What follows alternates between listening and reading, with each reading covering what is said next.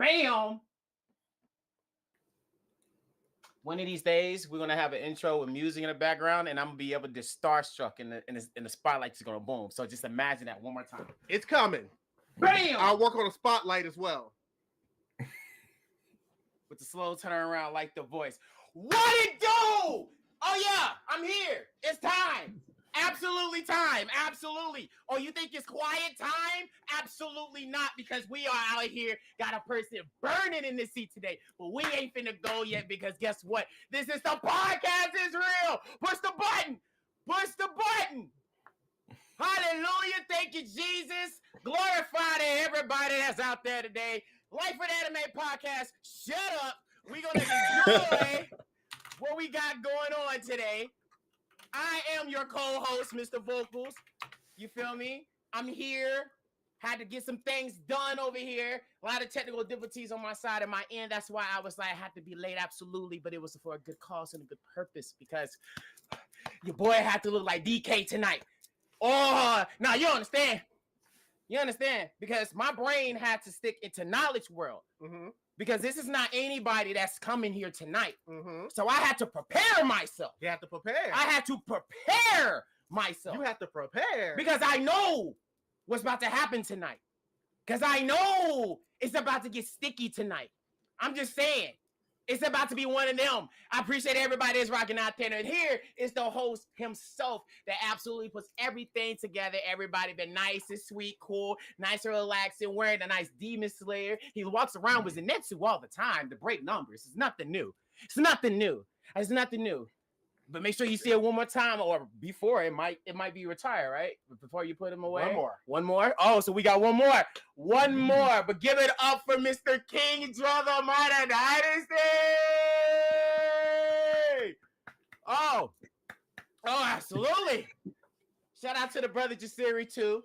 Shout out to you. We can't wait to see you tonight. If not, be careful. He's 50-50. He's fit. Yes, because like y'all talking about me. I'm like, I'm here. I don't care. No, I might be Goku, but I'm here. He's got private engagements. That's his thing this week. Okay. It isn't that New York truck. Oh, okay, because I'm like, I'm here. Like, I be running on Snake Way, goddammit. But I'm here. I'm here, goddammit. That's all that matters. I'm here. That's all that matters. I'm here. But look here, it ain't about you. Nope. It ain't even about me. Nah. Because we got one of the big threes in the house, bro. Hold on. I don't think y'all understand what I'm saying. I don't think you get it. I don't think you get it. We're talking about the man that breaks numbers when it comes to anime debates all around the globe. You might see him with the Akatsuki cloaks all the time. Figure out who is the best over there. You might see him walk around trying to figure out who's the strongest or the best Saiyan. You feel me going on? Not even just that. You might see him on some random phone calls talking to Frieza. I don't think you understand what's been going on in this universe. Oh, no, we've been peeping and watching. But not only just that, you might see him with Kratos going hand in hand with gods on Twitch, bro. I'm telling you, the man who we have going on tonight is now other walking around in the soul society and breaking spiritual pressures every day. I'm just saying. You see him glorified on TikTok. You see him glorified on YouTube. You see him glorified on Instagram. And you will see him glorified in all other the kinds himself, because this is the anime hot take God himself. Give it up for the one and only SSBlayze. That was one introduction right there. Yo, how we feeling, King? How we feeling, brother? You know, I'm feeling pretty good. The anime hot take. What did you call me? The anime hot take king? I said a hot take God. How many hot takes we be having? I'm just saying. See, they don't know. They don't know. But when we talk on the sideline, oh no, because your hot takes is there. They a little spicy. They a little spicy. Look, hey, I ain't gonna lie. Sometimes you be shaking a room with that. I be looking inside like, damn. I mean, bro, you say I don't know what hot take or what you said. You made Poco Loco got mad through a chair, bro. What happened there? Like, I don't understand, bro. I don't know. Like, your words just make people just upset at you for some reason. I don't get it. When I saw Polka through her chair, that made me say, okay, yeah, something. He said something, and then you reposted and said you reposted that. I deserved it. You see, I'm telling you, villain arc shown, boy. Absolutely. Well, he does call himself a hero or a villain. Anti. It really depends on the Anti. day. He's the Punisher. Let's just call it what it is. The Punisher. He's the Punisher. Let's call it what it is. People in the chat already going crazy. Big baby Brando was good. Baby. Murphy. In Life with Anime Podcast, Mr. Joe, how you doing? Your nephew's here. Yes, we stole your nephew. Absolutely. Yeah, we stole your nephew in his baseball jersey with a Trap Sushi merch on his head. Yeah, we stole him. We stole him. For I ain't got a baseball jersey on today. Yeah, it's a shirt. Today. It's okay. We'll get to that. I just used to you see your baseball jersey, bro. We'll get to that. I do be in my jerseys. Now, how you been, bro? I've been good, you know. It's been a very productive month for sure. This has been a very productive month. The year was a little slow starting off, but I feel like the beginning of the year is always a little slow pace for me. But I decided to do something to prevent my beginning of the years being so slow. So I've been good though. You know, I've been getting back in my gym journey like I needed to. Oh, okay. I can't talk too highly. I just ate like 2 cookies a second ago, but they was delicious. Got to see it too. Getting back into the content, like he said, you know, the Twitch, playing God of War, and that did something to my personality. It broke my character a little bit. Oh my God. Yeah, no, it changed me as a person a little bit. So you telling me you had a character development? Is that what you're telling me? Yeah, I think I seen some backstories of myself for a little while. Oh wow! Like I had to dig deep. Deep. Oh God! Okay, I'm gonna pray for you, brother. I'm gonna pray. I wish y'all luck if y'all ever decide to play that on the hardest difficulty. It's not worth it. Ooh. Wait. Hard? Yeah, hard is yeah. You just peeked his ears. You just perked his ears. You just perked his ears. You know, the king and King Drell can mean a lot of things. I'm saying. You know, like originally it's just because I always want to be the best version of myself. That's the original reason that I gave myself the king in my name. Okay. But it also means that everything I strive to do, I'm going to try to do it to the best of my ability, and I'm going to try to do it better than everybody else. That includes video games. I have never been afraid of hard difficulties in video games. I have beaten some of the hardest video games in existence. So I might have to get that guy. Good luck. You know, it's the thing about it is like I don't mind a game being difficult sometimes. I like a nice challenge. I don't want to go for the hardest difficulty because I still want to enjoy the game to some capacity. But when I stream, for some reason they like to see me suffer.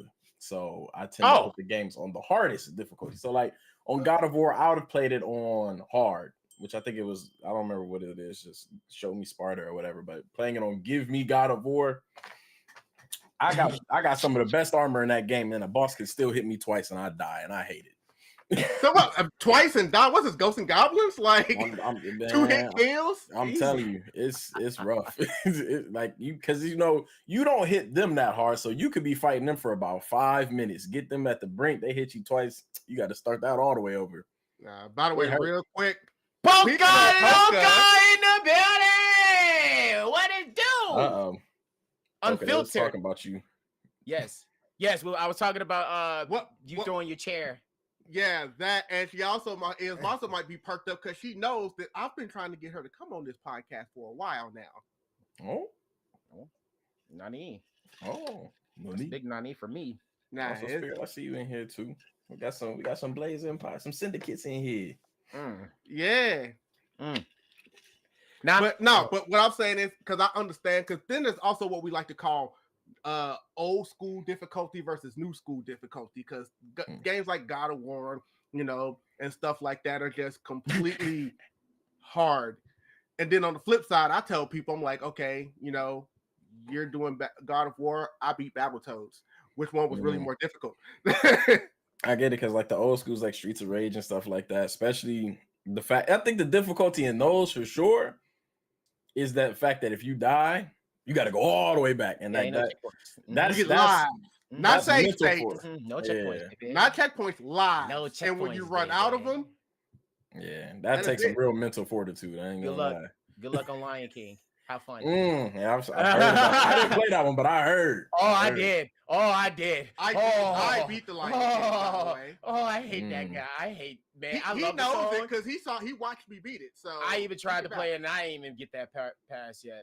Oh god. That's because a lot of people can't even get past level 2. That double jump is you gotta time that perfectly. You have to. There's no millisecond. There's no. I made a TikTok video about it when I was like basically like video game levels that people just and I basically just booted up Lion King and was playing the second level, just telling people why this level right here pisses people off. Absolutely. Yeah. But I beat it. Not only did I beat it as a kid. So, you know. I beat it at the Boys and Girls Club. Wow, I haven't heard that name in a while. I know, right? R.I.P. Yeah, see, nah. It's some platformers. That's a different type of difficulty. Platformers can make me mad faster than a game like God of War or something like that. I'm a platform guy. Like I love them, like Crash Bandicoot. You know, I love them. Grew up playing them, but they can bring the worst out of me. They can. There were a couple of things at the boy. I was basically a legend at the Boys and Girls Club because when I was there, I beat stuff like. I didn't beat Battletoads at the Boys and Girls Club, but I beat Lion King at Boys and Girls Club. I beat wait a minute. I beat Donkey Kong Country 2 at Boys and Girls Club. You said legend. So hold on. Yes. Hold up. Wait a minute. Hold on. So we talking about back in the day, right? So are you that definition of the person of when you walked in, everybody be like, it's him. Oh shit, he's about to play this shit out of this. It's him. It's him. Like, are you trying to say were you that guy when you walked in the room, or were you one of the ones who were like, I could do I wasn't that guy, but what I was that obviously the game room had all different systems and arcades and all that stuff.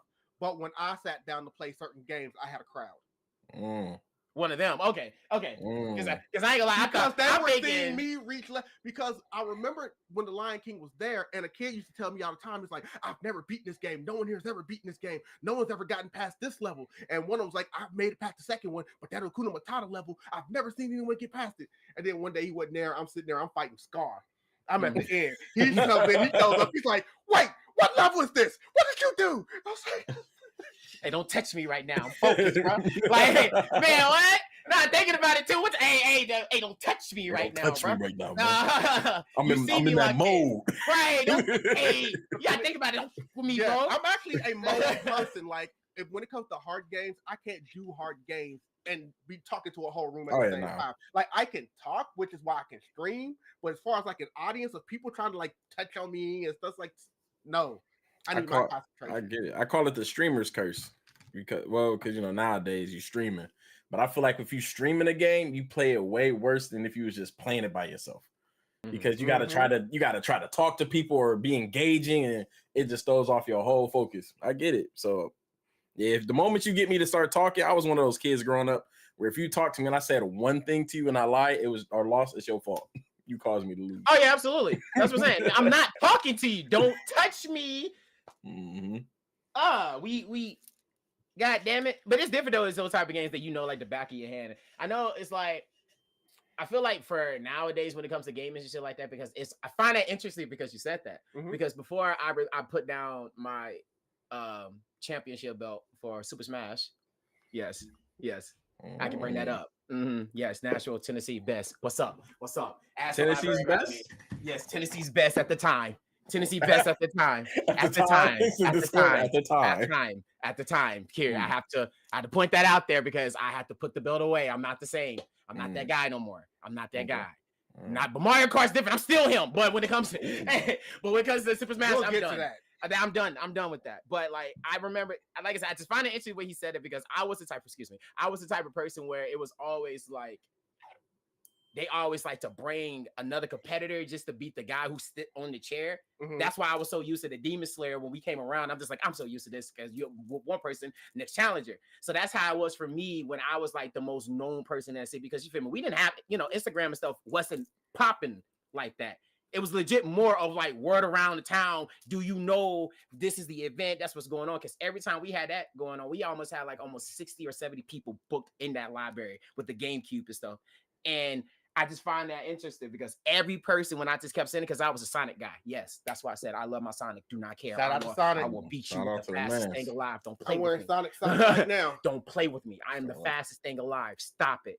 But I was like legit the person who was just like, just kept whooping one person, and then they just want to be like, oh, but you can't beat this guy. He's good at this side of the town. Well, bring his ass up. Boom. Oh, you can't beat this guy. You can't beat this guy in this side of town. Like they kept. I was the guy. People kept bringing them to me. They kept bringing them to me at the time, and it felt great. It felt really good to have everybody wanted to challenge me from different cities. Like there's legit. There was like you said, when people come to like concepts, there's legit people would drive from Georgia, ATL, just to come down here and face me to lose, and they go right back 4 hours just to go back to their hometown. You might be good here, but you can't handle C block. What you mean? Man, what? It's like blue lock, different regions and stuff like that. You know, that's how it was with me. That's how turf wars. Man. Oh God, yeah, I was the GTA San Andreas guy. Like, bro, that turf war type thing. That's how it was with me. That's why I find it interesting when you said that, because I'm just like, did they say, oh shit, it's him? Like, oh shit, it's the kid. Like I said, nobody wanted to challenge me because I didn't play competitive games, at least not there. I just used to play things that, you know, that I would like to beat. You know, fighting games for me came later, like Mortal Kombat and DOA. And then when that stuff came along, Nad did it. Was like good old DOA. DOA. I couldn't be touched in DOA. But I can't. It was. Nah, you can beat me. I ain't gonna lie. I like it. But if you know how to play DOA, you're a dragon. I ain't gonna lie. Those are definition of you have to know your buttons. You have. Don't let Okasumi beat down. Yeah. Still never happened. Yeah, we are real. We still podcast real. Push the button. That's crazy. Absolutely. Nah, unfiltered over here. What are we talking about? But nah. I'm gonna send her that too. Oh, love. But nah, like, yeah, DOA was definitely one of those games. I wasn't. He was the reason I put down Mortal Kombat for a while. Swear to God.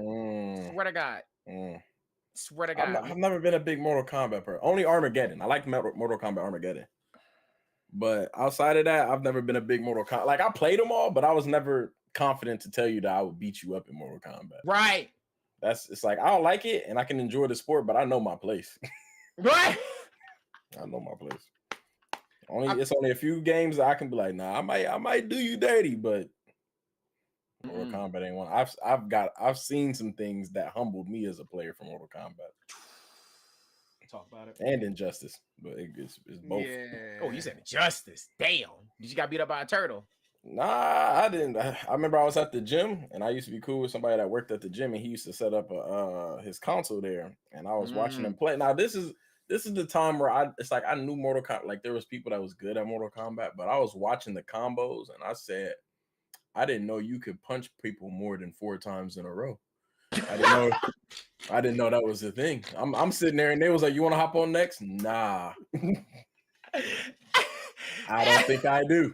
I didn't know I could hit somebody 4 times in a row. Yeah. Hey, just imagine you in the air. That's how you saw this iron fist.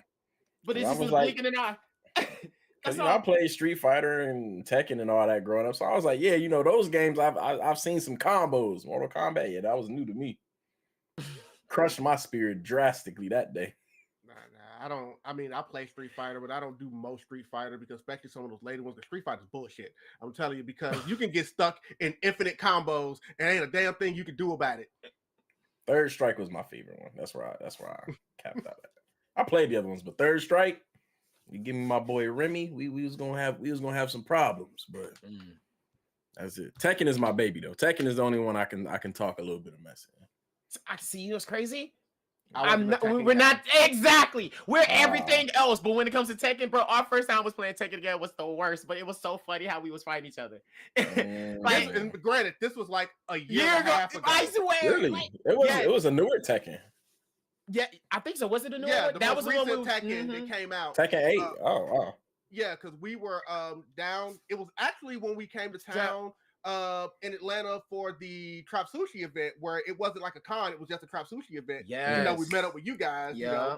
The one where we did like the hide and seek and stuff at the B&B. Oh, that one. Oh, yeah. Okay. Yeah. Well, we went to this place. We met up with some people, and there was a game room in there, and they had Tekken, and me and him both had never played Tekken before. So we were like, I guess we're gonna learn today.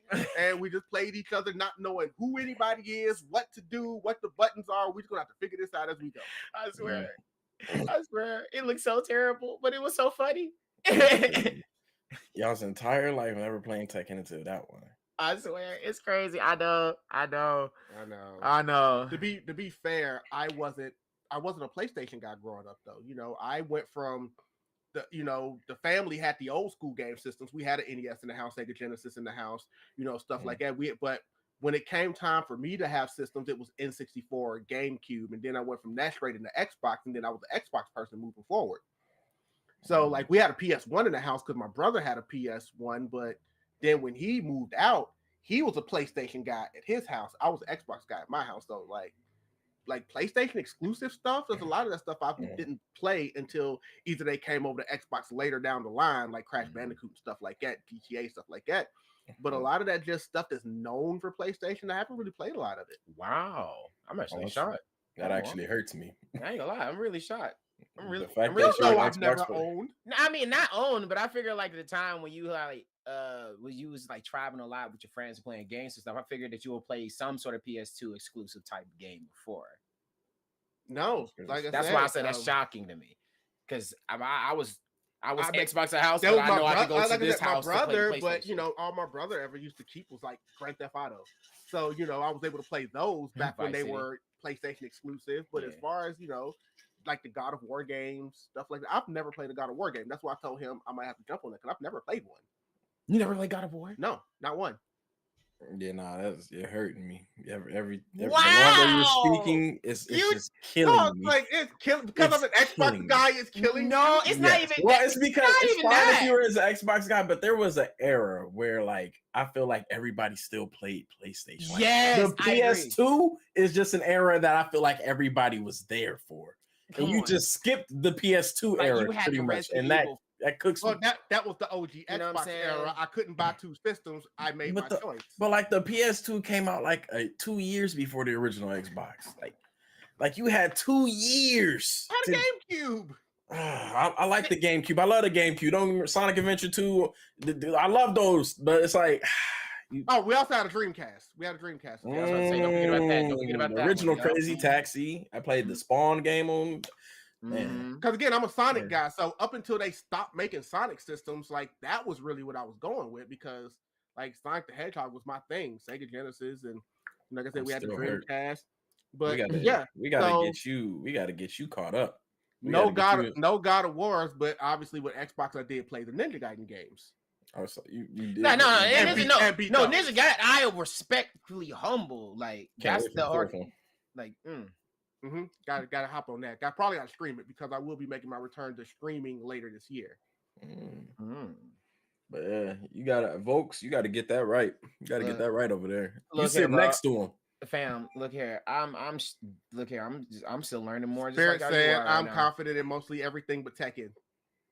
That's crazy. I feel like Tekken. I feel like was the Actually, later in life, I learned that I didn't know how to play Tekken. But Tekken 2 was the first video game I ever played. So like I think that's why Tekken just has a special place for me. But yeah, I didn't learn how to actually play Tekken until like Tekken Tag 2, which came out like right before Tekken 7. But I don't know, man. You gotta I'm still focused on you. It's like we ain't gonna get away from being this PlayStation. You ain't safe. Thing. Yeah, you ain't safe. Does that mean you didn't play Kingdom Hearts? No. I'm getting off the videos. I'm getting off the podcast. I can't be here. I can't be here no more. Hearts eventually came to Xbox. Yeah, so you have time to play all of them. Yeah, when they brought the story so far, they did that on Xbox. But he still haven't played. I haven't played all of them. At the time, they have all. I didn't play them at the time. Yeah, that's what I'm saying. That's a big thing. He didn't play it at the time when you felt with Sephiroth. You feel me? And Cloud. You feel me? You have the Little Mermaid board. Not the second one, the first one. You feel me? The first one I had to clarify myself. You feel me? Honestly, I like Kingdom Hearts 2 better than Kingdom Hearts 1. So I understand.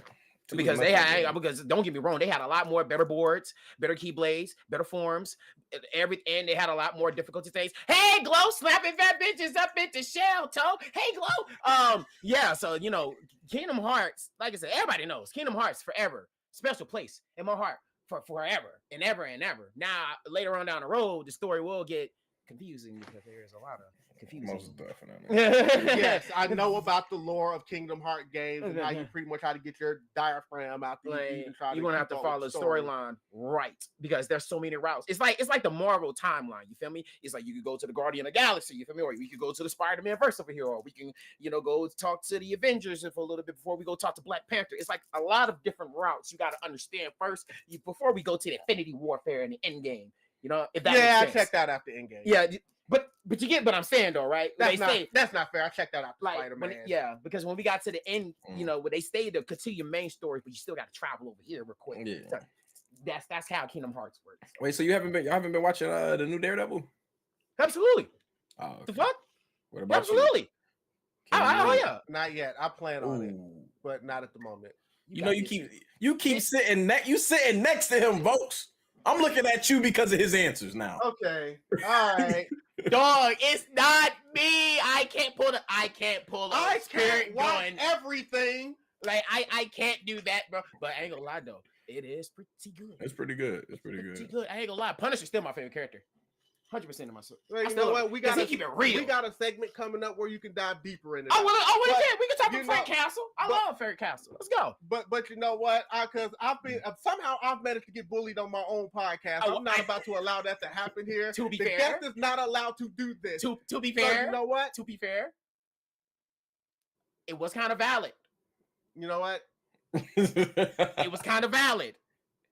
The PlayStation I let go because I understand. I understand the PlayStation personally. It's the Daredevil and stuff where I'm looking at you like, come on, bro.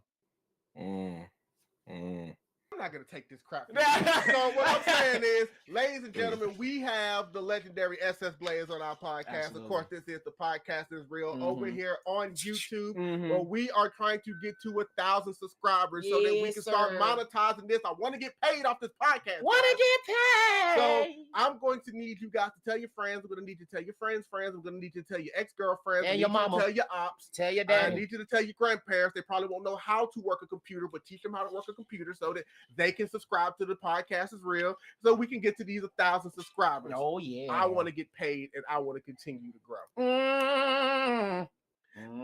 Now I will say this as I move this back over because I keep accidentally clicking that off.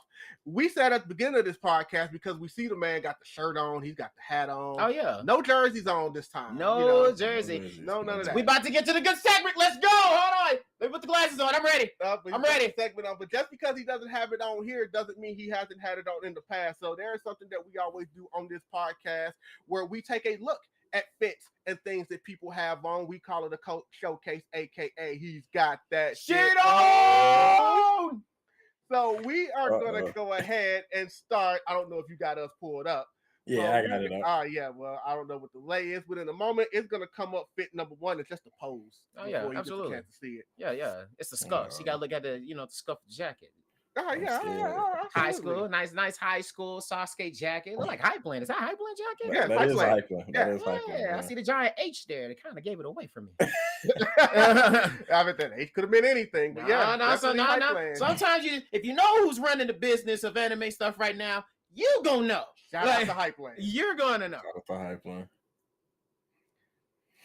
Okay, so how long have you had this one? Because I've seen, you've been, especially lately, I've noticed you've been doing a whole lot of posts of you just fitted up and posing. You've been getting your model on lately. I've been working on it. I wanted my Instagram to start actually having more pictures. Okay, truth be told, it's actually kind of dates back to my big-headed uncle over there at the other podcast. We ain't gonna say their name right now. Yeah, so what happened was I think he was about to do a thumbnail or something to promote like a video, and it was an old picture of me, and it was like a picture like 3 years ago. And I'm like, why are you using this old picture of me? He was like, that's all you got. You don't post that. First off, he was lying because I went to check my Instagram. I easily had like 2 other posts of me, but it's fine. But I was like, okay, bet, don't worry about it. So it was like he inspired me to like. Because I've always wanted to just post more Instagram because, Instagram was originally for pictures. Like, its original purpose. So I was like, I want to start putting that in there. Yeah, not anymore. So I wanted to make my Instagram be a little more lifestyle-like. And so that's why I started doing the pictures recently. But I've had that jacket honestly like about a year before I posted it, but I don't ever wear it. One, because it's like it's such a style that I'm like, I don't know what to use it for. I usually go out to the gym, I come home. I don't go too many places, so I don't have a reason to flex it, you know. So it just chills in my closet. Secondly, it has Sasuke on the back of it. I don't like Sasuke. Granted, the jacket is beautiful. it's a beautiful jacket, but I don't want people out here thinking I don't like Sasuke, so I barely wear it. I'm petty. Yes. Yes, I am. See, oh no! And here I am thinking he just woke up one day and decided to be a model because, like, I mean, it's just been constant lately. Yeah, I've been working on it. I'm trying. You know, I'm getting into my little modeling life a little bit. See, now it's starting to come out. But no, I get what he's saying though, because whenever I promote people on the podcast, I go through and I look for pictures. But the way that we do our aesthetic, you know, I got to make sure it's pictures where you can clearly see them. Stuff isn't cut off, cropped off. And there's people that I've gone through. I'm like, I have pictures, but I can't use this. Right. I can't use this. I can't use this. And it's like, then I finally started going through and was like, wait a minute, I'm good at technology. So then I just started like taking like stills from videos, you know, digitally remastering them and just started using those for some people. Because some people literally had pictures I could not use and I had to get creative. But no, so I definitely get that because there was a time, I believe, like even back when I originally asked you to come on, when I wanted to be prepared and I was going through and I'm like, okay, what would I use for him? And I'm like, there's not a lot to choose between here. I didn't give you much material. No. Hey, here's my 5 cards. Deal with it. Man, I'm getting better. Nah. Spirit says forget Sasuke.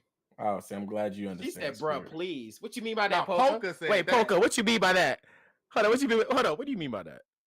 Wait, Polka, are you a Sasuke fan? Hold on, are we a Chiha clan? Bonafide? Oh, shit. Please don't make her throw her chair again. Please don't. I'd love it. Tell her to record it when she do it. The visual prowess. All right, push the button. Push the button. What does it even say? It don't even matter. It don't even matter. It don't even matter. It don't even matter. Because the second one, you know what? Looked like it was around holiday time, but you know what? It's a big 3. It looks like we got on, so it's Jersey era. Mm-hmm. I gotta wait for it to load up so I see which one you're talking about. So it ain't even just the outfits; it's the poses. Like I said, the man trying to get his model on in here. Where you at the airport? Where are you at? That's exactly where I'm at. Hey, swear to God! That's exactly where I'm at. Hey, you know what? Hey, you want to know what gave it away? You want to know what gave it away? What was it? The light in the background, like somebody, like is that a projector or something? Like they trying to promote something? Yeah, it's probably one of those screens that you see in front of you. That's why I was looking. I was like, so basically, what you said is, you know what? I'm waiting on my flight. I'm gonna get cute for a second. Pull the camera out. Hey, yes. So and he pulled the lip. He pulled the duck lip too. Oh shit! Blaze pulled the duck lip. You know what? He deserves one of these. Let's go. What happened with this one is it's funny because it wasn't intentional initially. It's because, like you said, I got to the airport, got through TSA too quick. So it's like I think I had like 2 hours of time because this was going to AWA. I was like, I got time right now. So I just set up my camera. First, I was doing videos, just being goofy. And then I was like, hold on, let me. I was like, I kind of look kind of cute right now. Let me. So I was right. let me actually kind of pose a little bit. So I was just kind of just like doing stuff, and I was like, might as well post something. With the fresh beards. I mean, I'm sorry, the chin strap with the goatee. I see him. All so, right. It's just the duck lips for me, boy. I'm telling you, boy. Had the show off the Zorro jacket there. Hey, salute.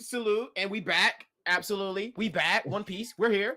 We're back. Absolutely. I'm rocking it right now. Hey. I know your journey was long, and I salute to you, brother. You did your thing. You did your thing. You made it. That's all that matters. Yeah, we're gonna get to that as well. But what we also gonna get to Lazy. now. Oh yeah, what's going on, Lazy? As this next one is not just a pose, but it's also a pose and a hat. And I'm starting to see a trend in the way with these looks. I'm curious on what picture you pulled up for this one.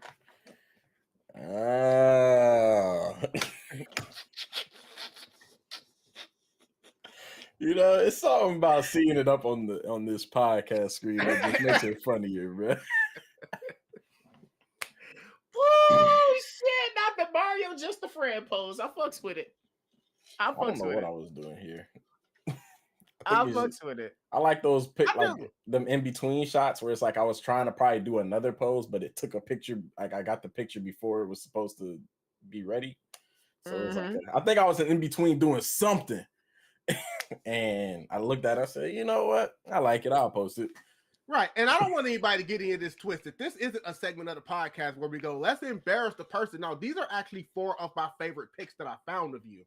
And was like, I want to showcase these. So I just don't want people to get the wrong idea with what we do with this. Like, I like this picture. That's why I was like, you know what? I want to put this one up here. And we can laugh against our brother. Don't try me. Don't try me. No. Sit back and enjoy. This is the hot seat. It's real. Because, you know, Poker's here. I don't want her thinking when she comes on to be like, oh, Lord, what would they do? No, we actually find the best pictures that we can for the podcast so that we can try to give people a good idea of, you know, how you dress. You know, people get a good chance, get a good idea of your style. If anyone doesn't know you or whatever, it's like, look, these are the type of styles he has. This is how you can catch him out here. This is how he be fitted out here, guys. This absolutely. But just a person who just sees him and knows him a lot, it is something new to see on the daily basis. It's definitely new. Because for us, it's like, look, he got another picture of pose. What type of pose he got this time? Okay. I don't know. Well, the last shout out to Trap Sushi hat, by the way. I see the merch. Absolutely. Shout out to family. I definitely peeped that. Shout out to Trap Sushi. Nah, you know, it's like, and you like you said, I don't. One, usually, if you'd have caught me, you know, I'm rocking a jersey, you know, some sweatpants, some joggers, you know, chilling. So now that I'm starting to have like these, like the hats, the big jacket, the bomber jackets and stuff like that, that's definitely new. That's why, you know, I'm not, like you said, I'm not even wearing a jersey right now. You know, I love me a jersey. I throw on a jersey quick. Every time at the con, there's no stop. That's like your Sanji. No, you know what? That's remember when we literally saw his lookalike at AWA? Oh, still got it. Love that video. I feel like I gotta see it again because I can't. Bro, he had your fit from the head to the toe, bro. The bandana, the hair, the jacket, the shoes. He had it all. He had your exact style. I was like, is that Blaze? No, like, he wasn't in an outfit. He was cosplaying SSBlayze. Like, you legit. I wouldn't be surprised he had the chin strap, bro. I swear to God, I wouldn't be surprised. Hilarious. Like, he had your exact fit. Your exact bar fit. for bar. Bar for bar. It's okay. I was like, I almost want to go up to him and be like, hey, can you say this real quick? So we're back again today to see if we can find the best anime. Man, I wish I'd have seen that. No, it's there. It's we sent it to you. It's actually still in my story. No, I mean, like, I wish I got to like. Oh, see sorry. So you can do the twin. Have you been? Literally. The last picture that we have, you're really mostly just showing off a shirt. You know, he'll definitely appreciate this, considering this is his favorite anime and everything. Why are you giving that look? Because you're trying to be funny. I'm trying to be funny. You're trying to be funny because you know what you're doing. It must be Fairy Tail because I think he hates Fairy Tail. So it looks like he's got some intel on you a little bit. Yep, and that's what it was. Ain't nothing, but I feel like it's nothing new though. It's nothing new. Because when black people say like something you like, it's usually something you actually hate. Oh, there go your friend coming in here. You know that's about to be your biggest op walking in the room. Oh God, bro, it's so diabolic. You know, like Unc be saying, "Oh, your favorite character." I know he talking about Sasuke. I get it. I understand. And then I think I was on the one thing, and he was on his Fairy Tail little hate journey. I get it. I understand. There's at least 10 rants in the history of this podcast of this man talking about Fairy Tail. And by the way, we will get to that later on. I'm ready. I'm ready for that. I'll sit patiently. I get it. And I'm gonna lay out on that one because I haven't seen. I've seen Fairy Tail, but I haven't watched Fairy Tail. There's a difference. So I can't get into it quite like y'all. So I just told him I'm gonna say, here's a Fairy Tail topic. Y'all have at it. You know, and I do enough for this podcast. So, you know, that is definitely what we have through here. So that's why I said, for guys, by the way, I do like that shirt though. Like I said, I know it ain't his favorite anime, but I rocks with that shirt. Thank you. Shout out. Dominic. That's a Dominic Glover shirt. Yeah. All right, shout out Dominic Glover. And now usually what we get to after we do the showcase, this is the part where I told him I would get to some things because there is the week that was where we kind of cover things that have happened in the past week. Now, technically, we haven't had a live podcast in 2 weeks because last week's was recorded. So I'm probably going to cheat a little bit on this one. So y'all have already asked me, have I been watching Daredevil? I haven't been watching Daredevil, but like I said, I'm the type of person when it comes to most things, I like to wait for it to end, and then I just go back and watch it all straight through. Okay, I get it, respectfully. So because I get pissed when I get left on cliffhangers and I know more stuff is coming. So I'm just like, you know what? I'll just watch it all at once and come to a conclusion. At least if I know the season's over and it's on a cliffhanger, I'm like, all right, I just got to deal with this. I'm fine with that. I can accept that. But waiting for something next week, nah, I'm not like a kid. As you know, the days of old school sitcoms are over. To be continued. Like, nah, bro. No, we ain't doing that. 2-part special. Like, no. Don't pick up the beer and open it and start staring at it, and then you gotta wait another week for part 2. I want to know if you drunk that beer now. Oh wow. All right. Peer pressure. Like, you know how those after school special TV shows, sitcoms used to do? It's like, oh man, we're gonna get into some trouble. Are they gonna vandalize the school? Find out next week. Oh wow. Vandalizing is insane. Now I gotta find out if someone stopped them or if they went through with it. All right. But while I have not seen Daredevil, have any of y'all been watching Devil May Cry? Absolutely. I finished it. I finished it literally a couple of days ago. Same. Literally. Absolutely. I'm a couple episodes behind, but I plan on correcting that as soon as this podcast is over. Wow. I'm surprised you know something about Devil May Cry. Hey, I was thinking the same thing. I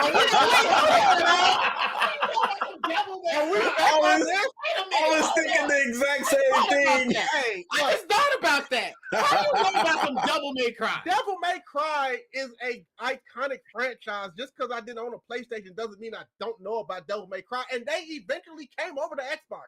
I'm just saying, like, hey. I did play Devil May Cry 4 on Xbox. I did do that. They did eventually start coming over. Like, you know, yeah. It's another one of the things like Kingdom Hearts. Yeah, at the time, I was not able to touch them. But as these things came out later, I was late to the party, but I still paid to the party. It is okay. You're right. For the people in this podcast right now that don't like to show up to clubs until there's only like an hour left, y'all need to understand what it's like to sometimes be late, but still be in the house. Oh, I feel like that was a shot. I felt that one. I felt that was a short fail. He shot me on that one. Guilty. We are guilty for that for sure. Well played. I give you that. All right. I get it. You deserve that. You got it. And speaking of that, we actually got a club got to go to next weekend. So definitely, bro. I've been so in tune to my world. I didn't even know we had to go somewhere next week. You see, National Anime Club. Damn, Impact is next weekend, bro. Swear, yes, bro. See, that's how busy I am, and I've just been so full locked in my own world, bro. I don't care what's going on around me, bro. Really, next week? Yeah, I'm giving Impact at least one day just to go promote the club. I'm probably not gonna go the whole weekend, but I give them a day. I give them one day, slide in there, show my presence, maybe give some people, record a couple of videos, and let people know they need to pull up. Okay, promote. Got you. Yeah, absolutely. I got you. You know, I'm like, promote. You know, it's like the whole reason that we're doing, you know, the party that weekend is because we want to see if we can get the Impact crowd. No, you're right. You know, so absolutely. Thank like Polka. Okay, I was about to say I thought she was going to make fun of my misery, but I think he's getting on y'all about the club. Nah. So okay, all right. Nah, you're good, Polka. I know Polka probably. I hope she ain't the one saying that. Yeah, I was about to say. I know she. No. She'll get pulled down here with us. I was gonna say. I know for a fact on that one because we was all late. I saw all of us walking through the door that night. Nah, we were all walking. I know, but now, huh? But now, what was going on this week? You mentioned the Devil May Cry, absolutely Devil May Cry, yes. Which is also, but the Nintendo Direct. I was just about to say, because you know the Switch 2 had a lot to say. Oh, too much to say, and I might have to turn to a life of crime in order to support my Switch 2 habits. they had the games. I'm just like, yes. And then when I saw it, I'm just like, $80 a game is Really? crazy. no, even you want the hard copy is a 90. Well, I don't do hard copies anyway. Wait, but hard copy is still. supposed to be 90? I think hard copies Yes. is like 90. Mm-hmm. For Mario Kart, I don't know if it's for all All games. of them, yeah, but I know from Mario was. Well, yeah. Mario Kart World is going to be a huge game, unnecessarily I know, huge. I know. Me. I felt that, Blaze. Absolutely. I didn't know that. Mm-hmm. In fact, they already were starting pre-sales on bundles that come with Mario Kart World, and there's been a couple of factors as well that I won't get into on this podcast, but they've kind of put some halts on some of the pre-orders because there's been some people that are just flat out like, I'm not pre-ordering this. Oh yeah. I asked my crew in the group chat. I said, so are we getting the new Mario Kart with the new Switch too? What we doing here? Shit, we gonna wait a couple of years when we get that. I said, damn, a couple of years? Why? They were legit on the definition of I do not want to buy this console or buy any other game right now because of the prices I'm that high. Here's what I'm worried about. Mm-hmm. Obviously, the trends have to break at some point, right? Mm-hmm. But the N64 was a massive success. Then they came out with the GameCube, which did fine, but wasn't really considered a blockbuster. Mm-hmm. Then they came out with the Wii, which outsold everything in that gaming console, outsold Xbox and PlayStation. Then they came out with the Wii U that nobody really bought. Then they came out with the Switch, which was massive success, and that was the next console. You see how they seem to be like every other console is they hit? Mm-hmm. Yeah. Nah, the Switch 2, I'll probably end up getting one eventually, don't get me wrong, but it ain't high on my agenda right now. Bruh, they try to give you a camera that's not even fun. No, here's the thing. I love how they made all these announcements like, hey, y'all, the Switch 2 is 4K. Hey, guys, watch this. The Switch 2 has game chat. Yeah, nah, that's crazy. I was like, are they really doing something that we've been unhad for years, bro? That's what this I'm is saying. crazy. That's crazy, bro. They like 3 generations behind with that right now. Oh God. You can Skype with your friends on this game system. What? I'm still tripping off the camera, bro, because when I saw that camera quality, that mug was doo-doo.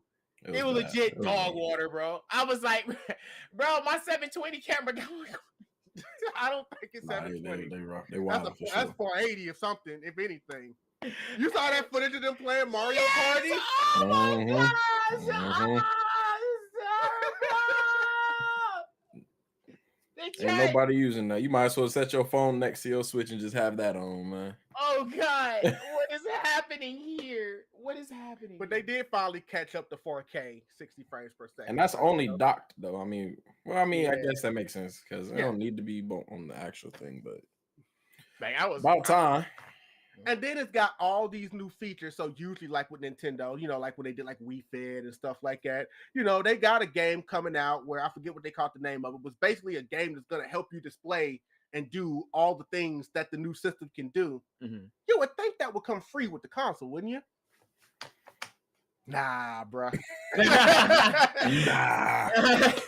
Nah, we charging everything, bro. Mr. Krabs for sure.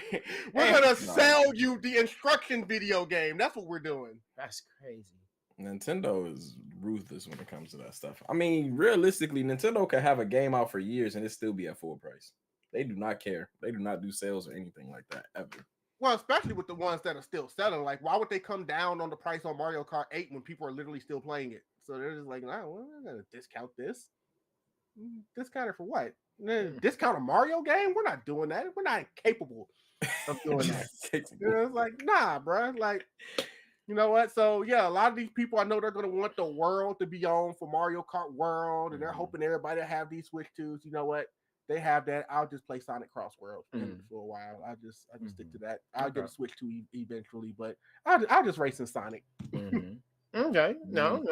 That's what I said though. When I can't wait. Yeah. The top 2 racers. Get ready. Yes, I'm confident. I got the picture. I got the proof. I can wave my badge around with that one. Absolutely. Which I think is ironic. Sonic called their racing game Cross World, and then their Mario Kart World. So, oh my God, you peeped that too. We're here when it comes to that. Okay, like, bro, I swear I was like, that is like, and then they popped out of nowhere with. Okay. Let me ask you this about Mario Kart World. Wait, who's the mole? Who's the rat? are you excited to just roam around the map freely with friends? Is that what you play your Mario Kart to do? I might as well play GTA San Andreas if I was going to do that, bro. I know. Dang. GTA Online, I can get on there and just cruise around the world. With music, bro. With great music. And at least in that game, we can eventually get out and commit some crimes to some pedestrians if we felt like. Or if there's some other people roaming around the map, you know. Nah, we just want to cruise around the entire city. Yeah. Maps, worlds. With our soundtracks. Absolutely. What? With 24 people. That's all I've ever wanted for Mario Kart, man. Yeah, I definitely want 24 people. I want 24 people in a race now. You know, Mario Kart is a very, very chaotic game where everybody is always messing with each other. It gets crazy. People blue shells, red shells, all this chaos. You know what they said? We need to add more people to the race. That server gonna be fucked. That's gonna be rough. 24 people. You win. It's not because you're good. It's because of luck at this point. That's what it is. You're gonna have to get away from the pack. If you don't get away from the pack within like the half of the first race, you're screwed. Yeah, And you're cooked. And even then, you still might be, just depending on how many blue shells come. That's what I'm saying. Because you got That's 20, what I'm saying. it's 24. It's not 12, 13, 8. Now 24. I don't know That's if a good that. I don't know number. if they're gonna do that in all modes or if they're just gonna do that in their relay mode or their I don't know. So I don't know if they do it in all their modes. We'll see. Because so far from stuff I've seen online, they've had 24 people when they do the knockout mode or when they do their circuits. Because you know now you can drive to the next race, and they made it sound like you could do that seamlessly, like the race is over and you just keep driving to the next race. No, it's a loading screen in between. Is it? Yes. That's a waste of time. Why is it open world if it's a loading screen? At least getting between the races. I imagine free roam, I would hope, it's not going to have loading screens because it's 2025. As I was about to say, hold on, bro. Hold on. I mean, I'm not getting on Mario Kart just to cruise around the world with my friends. You know, no. I'm getting on Mario Kart to race. No, fuck my friends. I mean, it's This Mario war. Kart. There ain't no It's friends war. in Mario Kart. Right, it's There ain't war no in Mario Kart. That's what this is. That's the whole purpose. No, you're absolutely right about that. That's the whole purpose of Mario Kart. You want to beat your friends in the race and cuss them out, have all bragging rights. Like that's the whole purpose of Mario Kart. What do we always say? Uno, Monopoly, Mario Kart. Don't play those with your friends if you still want to be their friends after it's over with. I feel like there was another one. I almost could throw Smash Brothers in there. It's Almost. like it's a contender, but I think I can still be cool with you after. But Mario Kart, I'm not your friend. Yeah, absolutely. Okay, maybe let me reword it. I'm your friend in Smash Brothers until I find out you still got more stocks than you should. Then, well, see, here's the thing with Smash Brothers. Then you ain't Smash no, Brothers, you still understand that you're fighting each other and it's either a winner or a loser. You might not like that you lost, but you can accept that you lost. And something like Uno, you know, you're going to get pissed as soon as they start trying to put those draw 4s on draw 2s. And, you know, now friendship over. You know, in Monopoly, it's like once people illegally start trying to trade properties with each other, oh no, friendship over. Yeah. Bro, I will get you a burger tonight if you don't charge me. What? I'm not, and the thing is, I don't like Monopoly though. I'm not a Monopoly fan. You know, Mario Kart, you might be about to win this race, get that blue shell, and you went from 1st to 9th in 2 seconds. You could be the best driver in the world, bro. It don't mean a damn thing now. Or that person that passes you right before the finish line because they're going faster than you and you're going to beat them anyway, but you still decide to throw something back at them. Oh yeah. Oh yeah. I'm guilty for that for sure. I do 100% do that. I ain't gonna lie. I do it all the time. Yeah. Oh yeah, that's me for sure. Oh, you never talking about me. I do it all the time. I do not care. I don't just want to win. I want to destroy you. We all do it. What do we mean? Like, but yeah, again, friendships. Like you know, might not have to talk. Like I'm the type of person I want to hear you smack that desk after that's a villain right there. Yeah, I was like, bro. I'm one of them. I'm already a bad crash out when it comes to Mario Kart already, so I'm like, somebody else got to get the. Are they gonna do anything about the whole antenna situation with the Switch too? I don't know, honestly. I think at this point they probably still gonna keep it. I don't see a reason why they would not keep it. Talking about that safe driving thing that they yeah. Like I don't see them why they would not do that.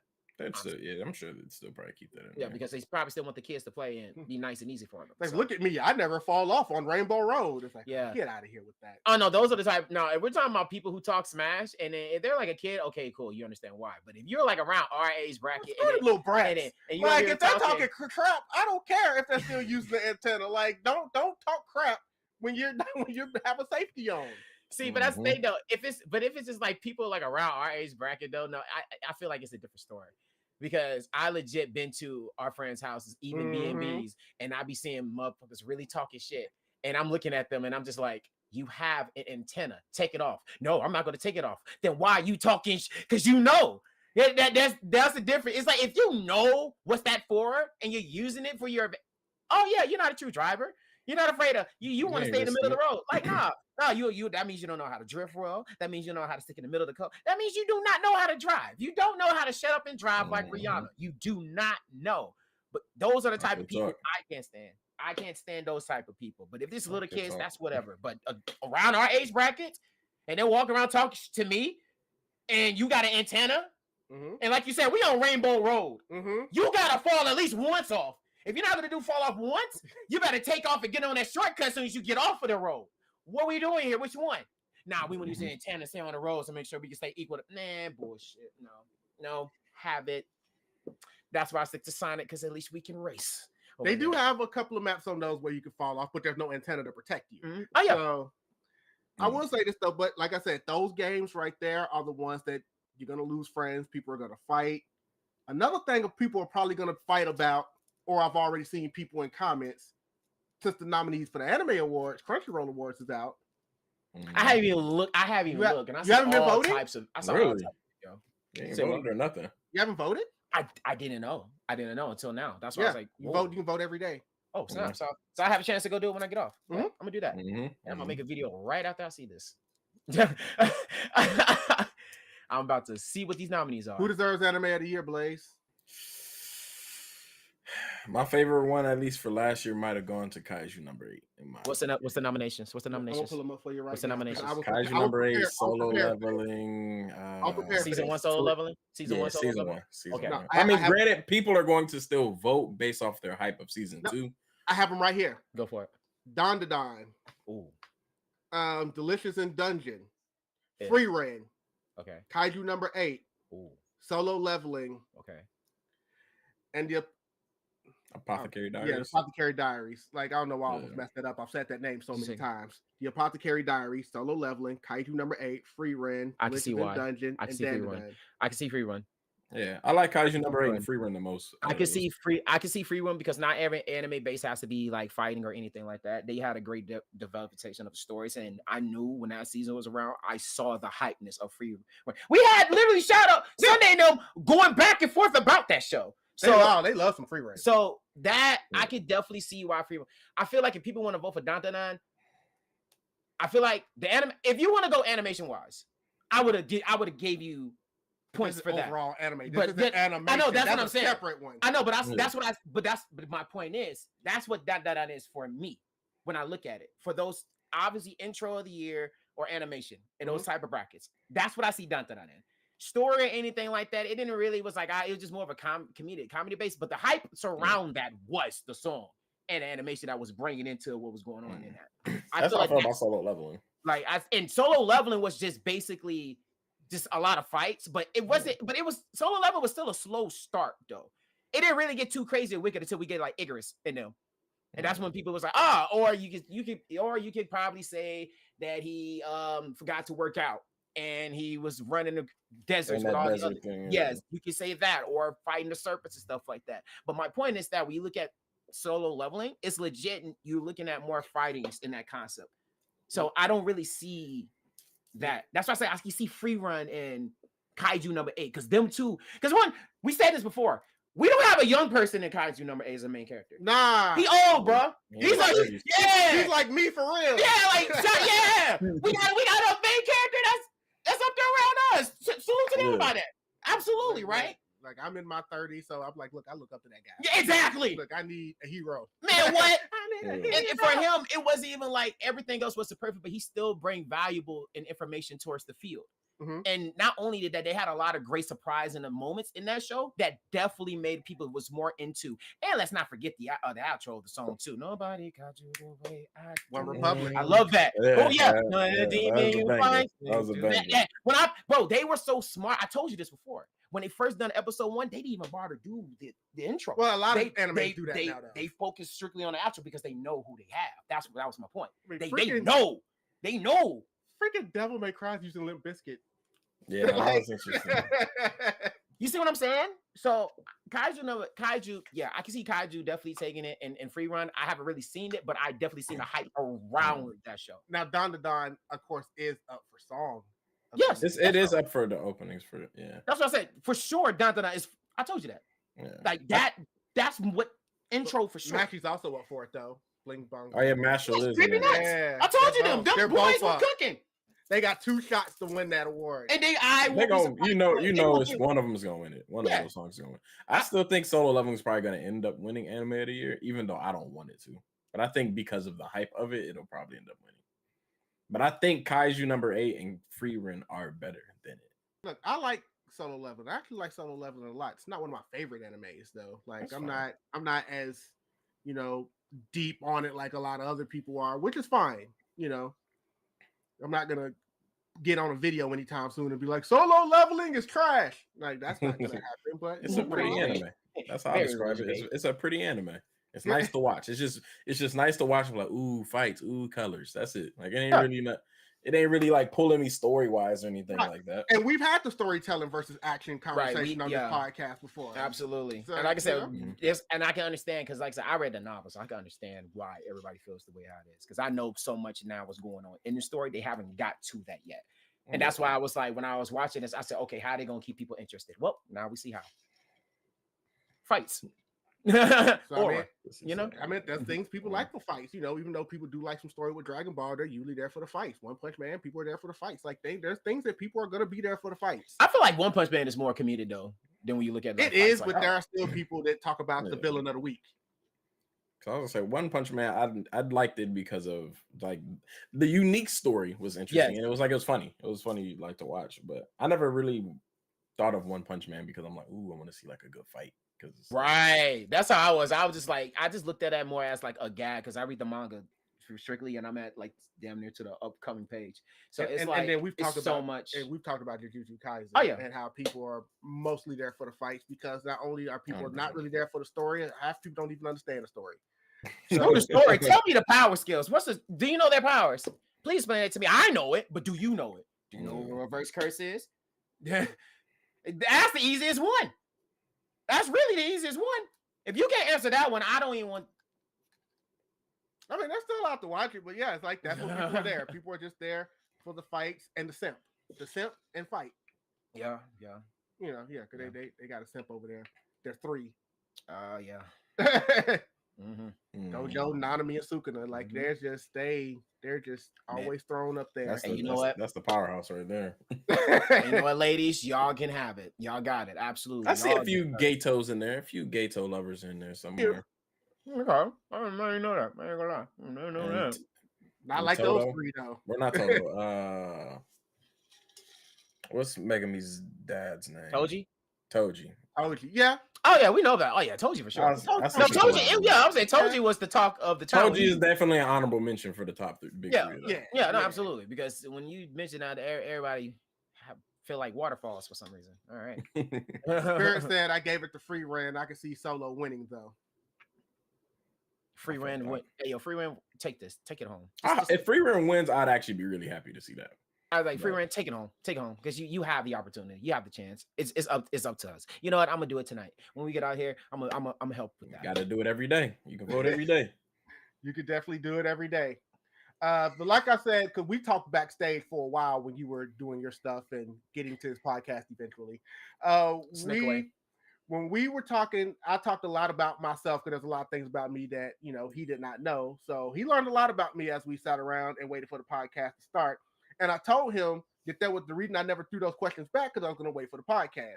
Now it's that time for the podcast because we are now on the self-glazing part of the podcast where we like to try to get to know the creator themselves a little bit, aka the Who is SSBlayze portion of the podcast. So now I feel like I can go ahead and start getting to the interview mode.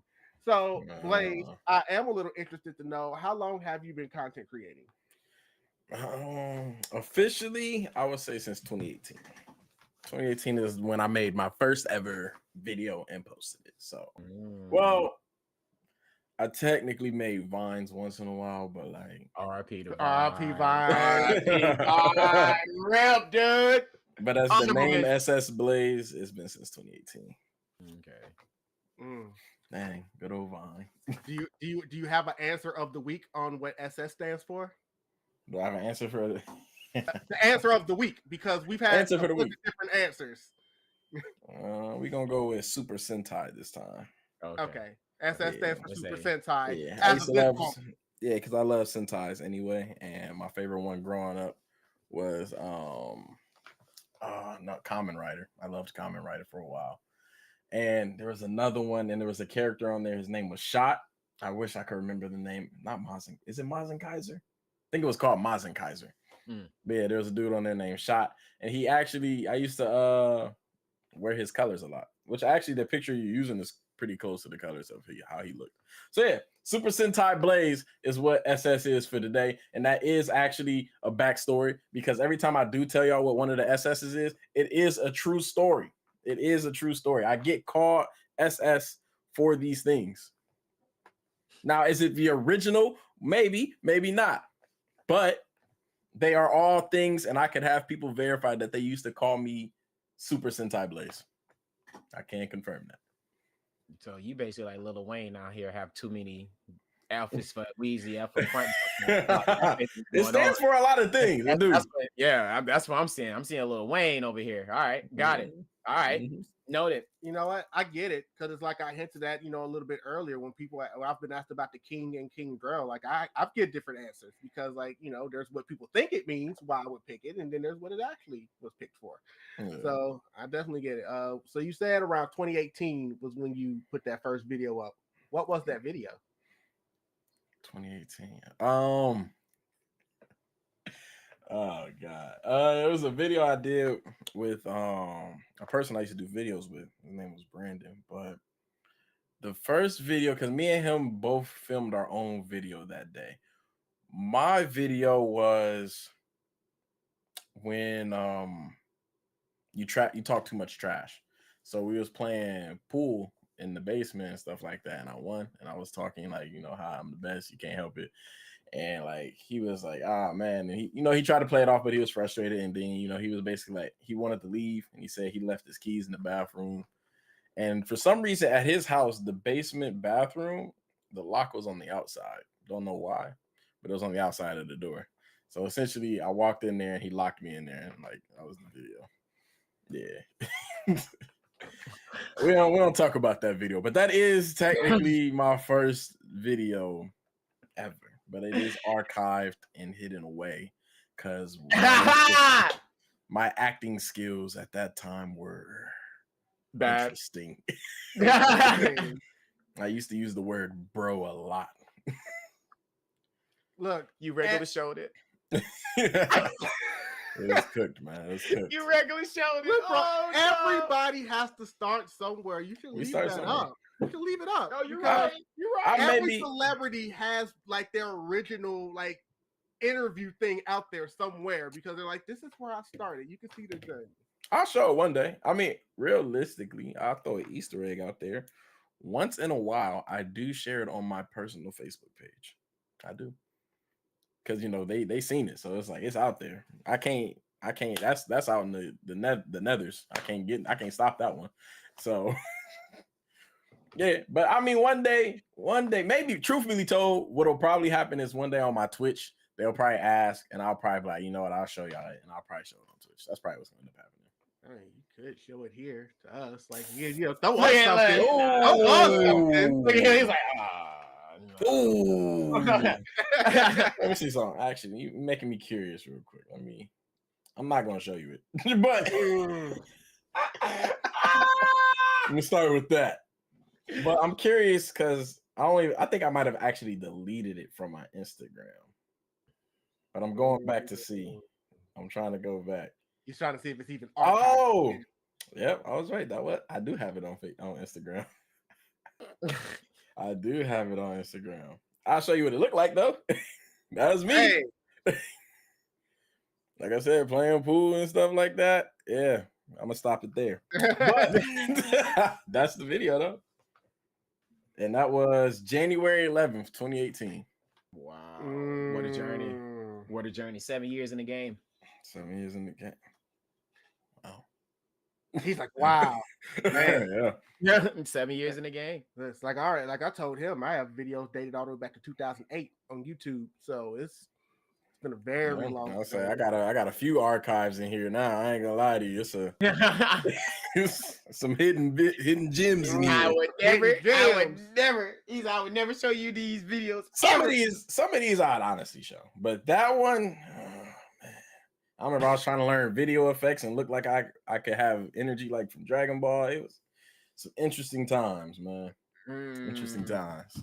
Maybe one day. We've all had those old videos, especially those old skits where we clearly don't know how to act. The editing is bad. There's like you do cuts and then there's space before you start talking. It's like, where are you? I don't know. What's up with you? Man, I'm all good. It's like, what's going on? We gotta edit better than this. Yeah, nah, it was crazy times, but like I never deleted them like completely from existence because I do like looking at it to see how much I've changed over time. So, you know. Speaking of that, what inspiration did you have that ended up leading you to the SSBlayze that you've become today? Was there just a day you just woke up and was like, you know what, I want to start doing these debate videos? Or did you have anybody out there that inspired you or looked up to that was out there? So for the style that I have now, or just like the skits? Okay, the style. Well, okay. I would say currently I'm in a new transition of style, but the one that I guess I'm most known for, it was like the debate ones is actually because I remember me and Nike used to have conversations, and like this was when Nike, because I wasn't really on TikTok as much. I was the person that was like, TikTok for kids, man. I ain't about to be on TikTok. So you know, I wasn't doing it too much, but like this is when he was starting to grow on TikTok, and he was like, people love when you compare things. Like they love when you take two things and just make an argument out of them. So I was like, all right. So like, you know, at the time, like Nike was doing like the Xbox, PlayStation, and Switch and all that stuff, and having them argue and debate. And so then I was like, all right. And it's like I don't remember what made me decide to do it, but one day I was just like, I'm gonna just figure out who's the best fire anime character. And I just randomly thought of the first like 4 fire anime characters I could think of off the top of my head. And I just said, I'm about to just start having them roast each other, bro. Like, it's like the argument is the best, but honestly, at this point, they just kind of own each other's ass. So that's kind of how that happened. But the phone calls, I think I was watching maybe like a clip on Facebook. And I think it was just showing the fight with Frieza fighting Goku. Oh, wait. No, I'm lying. My bad. My first one ever is actually dealing with Naruto. But yeah, so I was like, I ain't gonna lie, because it was something like, dang, Yamato had it rough because his very first day he had to deal with the 4-tail, the 9 tails from Naruto. I'm like, you know how mad I would be if my day one he turned into he get 4 tails. Like I'm about to have a fit. So it was like why don't I have it to where he just like call Kakashi about it and just argue with him about it? So it was that. And then eventually it kind of just spiraled into, like I said, the Frieza thing. I was like, imagine if he was trying to explain this to someone like, hey, bro, I was fighting one of the Saiyans. Their hair just turned blonde. And it's like, what if he just called somebody during that? And it's just like, it just festered into that. And it just became that. Like a random what if thought turned into an entire series. So look, that's how that happened. Those are the best ones because it's kind of natural. It was just like, let me do this. You have fun with it. And we've talked about this, before. You got to like your own content. If you're having fun with it, there's people out there that's going to like it as well. So you have definitely grown something. Also on TikTok, it's not just for kids. So glad you were able to figure that part out because, as you know, because you were gracious enough to help us out with that, my niece, his cousin, is a huge fan of yours. And that's why we were able to set up the phone What a call. time. What a time. Yeah. Oh yeah. I do remember that. I do remember that. What For a her time. sweet 16. That ran up. She's an adult now. Yeah. Really? Oh, yeah. That was 2 years ago. Time flies. Ran up on me real quick. The only reason I say that is because you'll probably end up seeing her in person one of these days because now she's old enough to travel with us. So if I think the definition, what was that one anime girl? Every time she sees somebody, she just busts through the crowd out. Everybody just start chasing. Who was it? I don't know. Who was it? Shino Meta? I don't remember, but no, I think I'm thinking Puka. Oh, you talk okay, yeah. I know. I think I'm thinking Puka. Yeah, get ready for that. Get ready. I do. Okay, damn. Yeah, she was the OG of doing that at that point. My mom. Yeah, no, I was thinking like, who just does that, bro? No, I do not want to. I don't want to be threatened by life choices like that again. Because when she heard about you, it was oh boy. Because I was just hanging out with her. I can tell you the full story now because we never talked about this. Family get together, holidays, and she does like she always does. Even though she's an adult, she's a big baby. She still likes to sit right up under me, like she's always has growing up. And we were just sitting and we were talking, sitting on the couch, and I was on the phone. We were talking about, she always wants to go with a con. I'm still telling her, you're not old enough yet. You can't travel with us to these things. And we got to talk about content creation. And all of a sudden we were just scrolling. She was on her phone scrolling through TikTok. I'm on my phone. And then she just starts saying, my favorite is SSBlayze. I was like, your favorite who? She's like, yeah. And she pulled up, she's like, SSBlayze. I'm like, got it. Yeah, he's good. She's like, yeah, so I've got with him. And I'm like, yeah, so Blaze is her favorite. You say, yup. Yes, he is. That's all I said. I said, okay. I didn't even want to let her know. It's like, I know him, right? It's like, nah, because something bigger was about to go down. I ain't said a word. I just, all right, we out. All right. I was cooking something.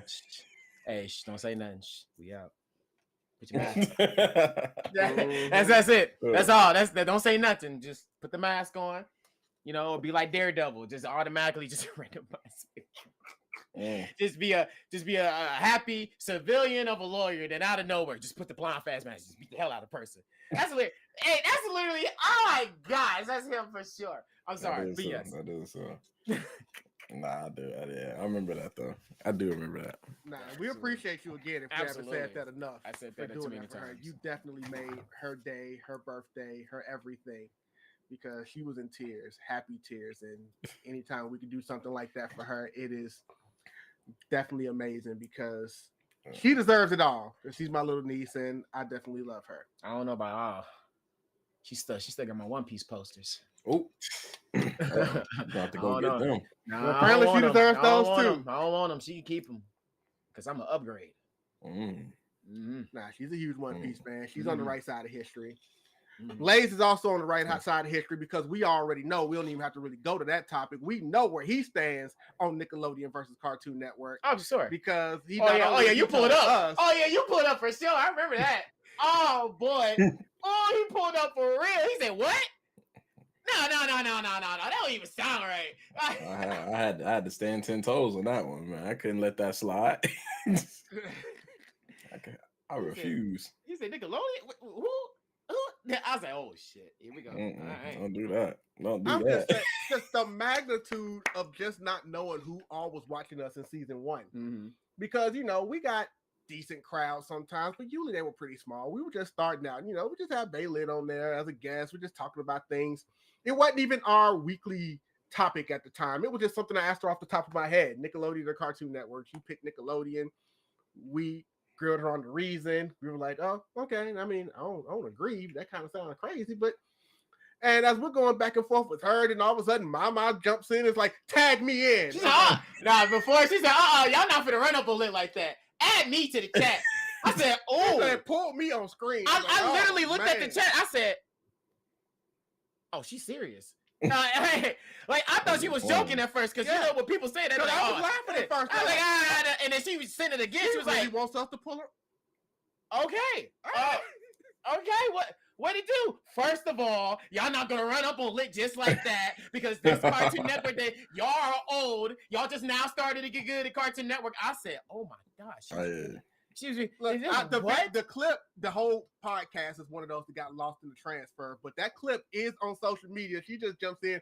I'm not gonna let y'all do this Nick slander, bro. Boy, when she mentioned all grown up, I said no. Oh no, she lost me. She was cooking with some shows, and then she said all grown up. It's like you've lost your argument.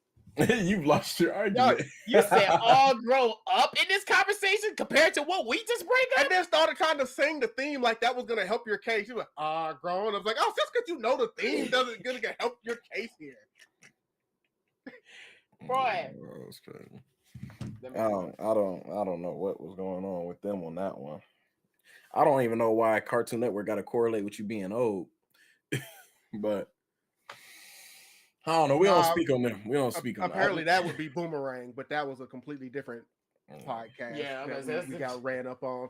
But no, you want to know what I did learn because I haven't put his part of the video interview up yet. I'll probably do that this weekend when I was interviewing AWA, Nickelodeon versus Cartoon Network, because I still have one more video I got to drop. One was his official answer, so that will be posted up in the next couple of days. But when I was talking to him about stuff, that's when I found out that Blaze had not seen Steven Universe. I had a feeling. No, because I remember the soundtrack that you brought up. Yeah, that's when I found that out. Yeah. I was like, oh. Well, he said that. I was like, oh, okay, that's understandable. Never seen. I mean, like I told you, I've seen I've seen episodes once in a while, but I was like, I don't know what's going on here. I've heard great things, but like I just missed that era. I just missed it. Hey, it's okay. I blame anime probably. Okay. Well, have you seen Adventure Time? Yeah, I've seen Adventure Time. Now, I can't say I've watched every single episode to date. Wow. But I've probably at least seen like 75% plus of Adventure Time. So I can talk about Adventure Time. Steven Universe, yeah, that's beyond me. He's like, that's beyond me. I don't know. Could I go ahead and shout out? And I'm going to try not to go into a tangent like I always do when I bring this name up, but he's not the only one because. Hold on, I'm sorry. Hold on. All right. First of all, yeah, Jasirii, what are you doing in the chat? All right. What's up, my Jamaican King brother? What's up? What's popping? And then somebody just try to ludicrous Southern hospitality you. Oh nah, incline your knuckles. Blaze. Somebody's telling you to throw them bows. Like, hey, somebody just hit you with a Southern hospitality over here. She said, incline your knuckles, not. Hey, she said knuckle up, boy. Spirit, what's going on? First off, I ain't gonna lie, Spirit, using one of my lines on me is crazy. All right.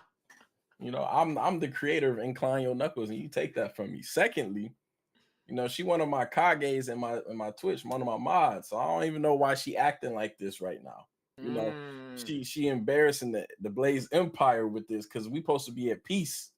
The Kages and us, we supposed to be chilling outside. Now you can talk mess in the Twitch, but out here you supposed to have my back.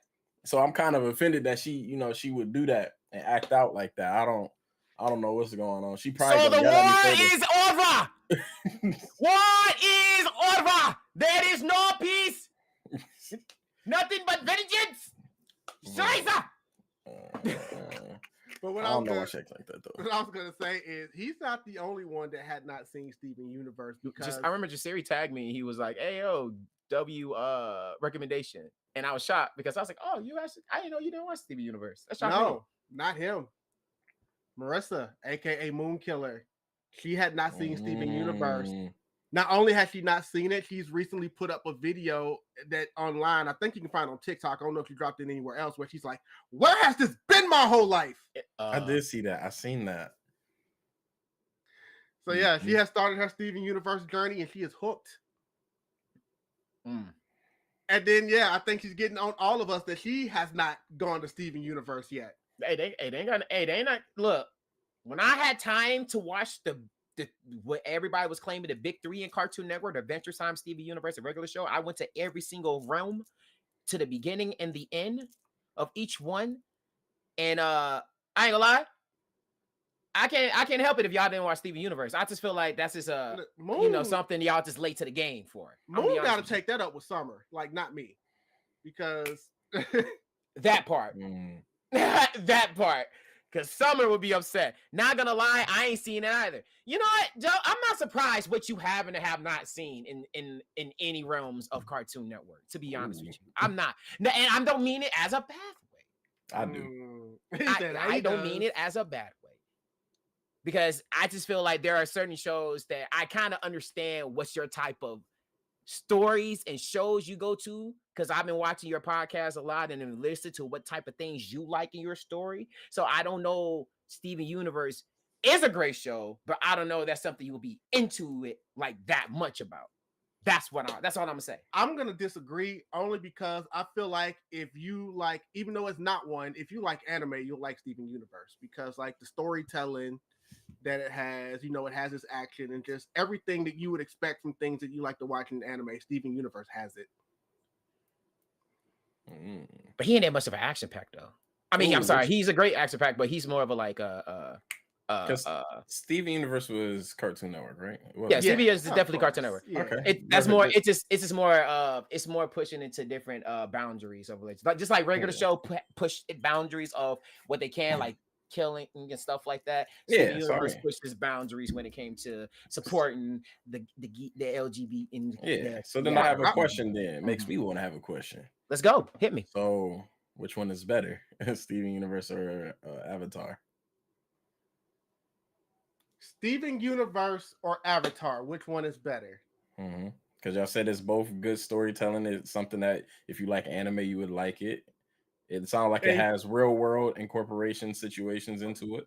So it sounds like they both fit that niche. Nickelodeon versus Cartoon Network on that. Which one got it? You know what? He stuck us with one. All right. I feel like I love them both. I'm gonna let you go. See, the reason I'm like in a weird twisted bind a little bit is because Steven Universe has like Steven Universe has those type of shows where it's like it does have a storyline, but it does have these random moments where we just focus on days over here. But it's not like filler. Anime has that. But that's not what I'm leaning that on too. What I'm basically saying is it's like Steven Universe has like a different filler arc when it comes to looking at the avatars and that, because I kind of looking at that as well. And Steven Universe was more about learning about Rose and the corpse and seeing how much Steven can basically take, because when we get to Steven Universe, we learn how his mentality was, and when he came to the crash out, that's becomes the mentality was a big thing besides learning his mother and his past, because that was Steven.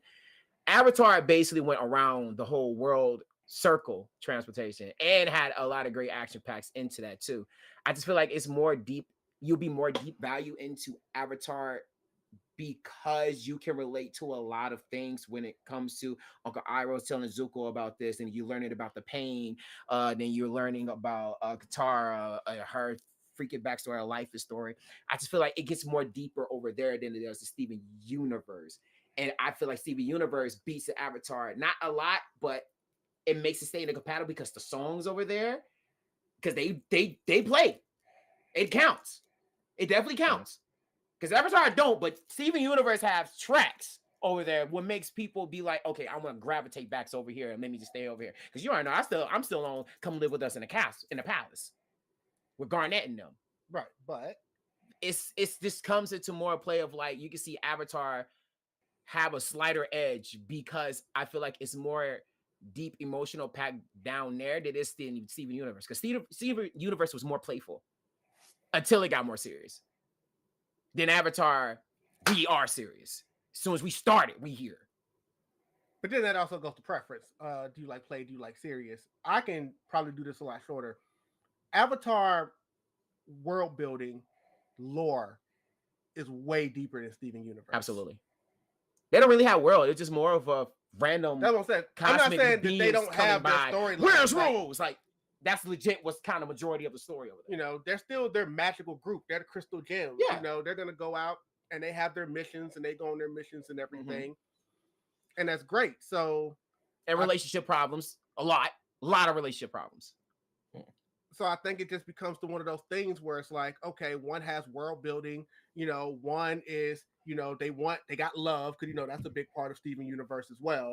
So it just kind of goes, you go to anime, okay, do you like One Piece or do you like Sailor Moon? It just depends on what your preference is. Jasirii! He just pulled up. Oh. Okay.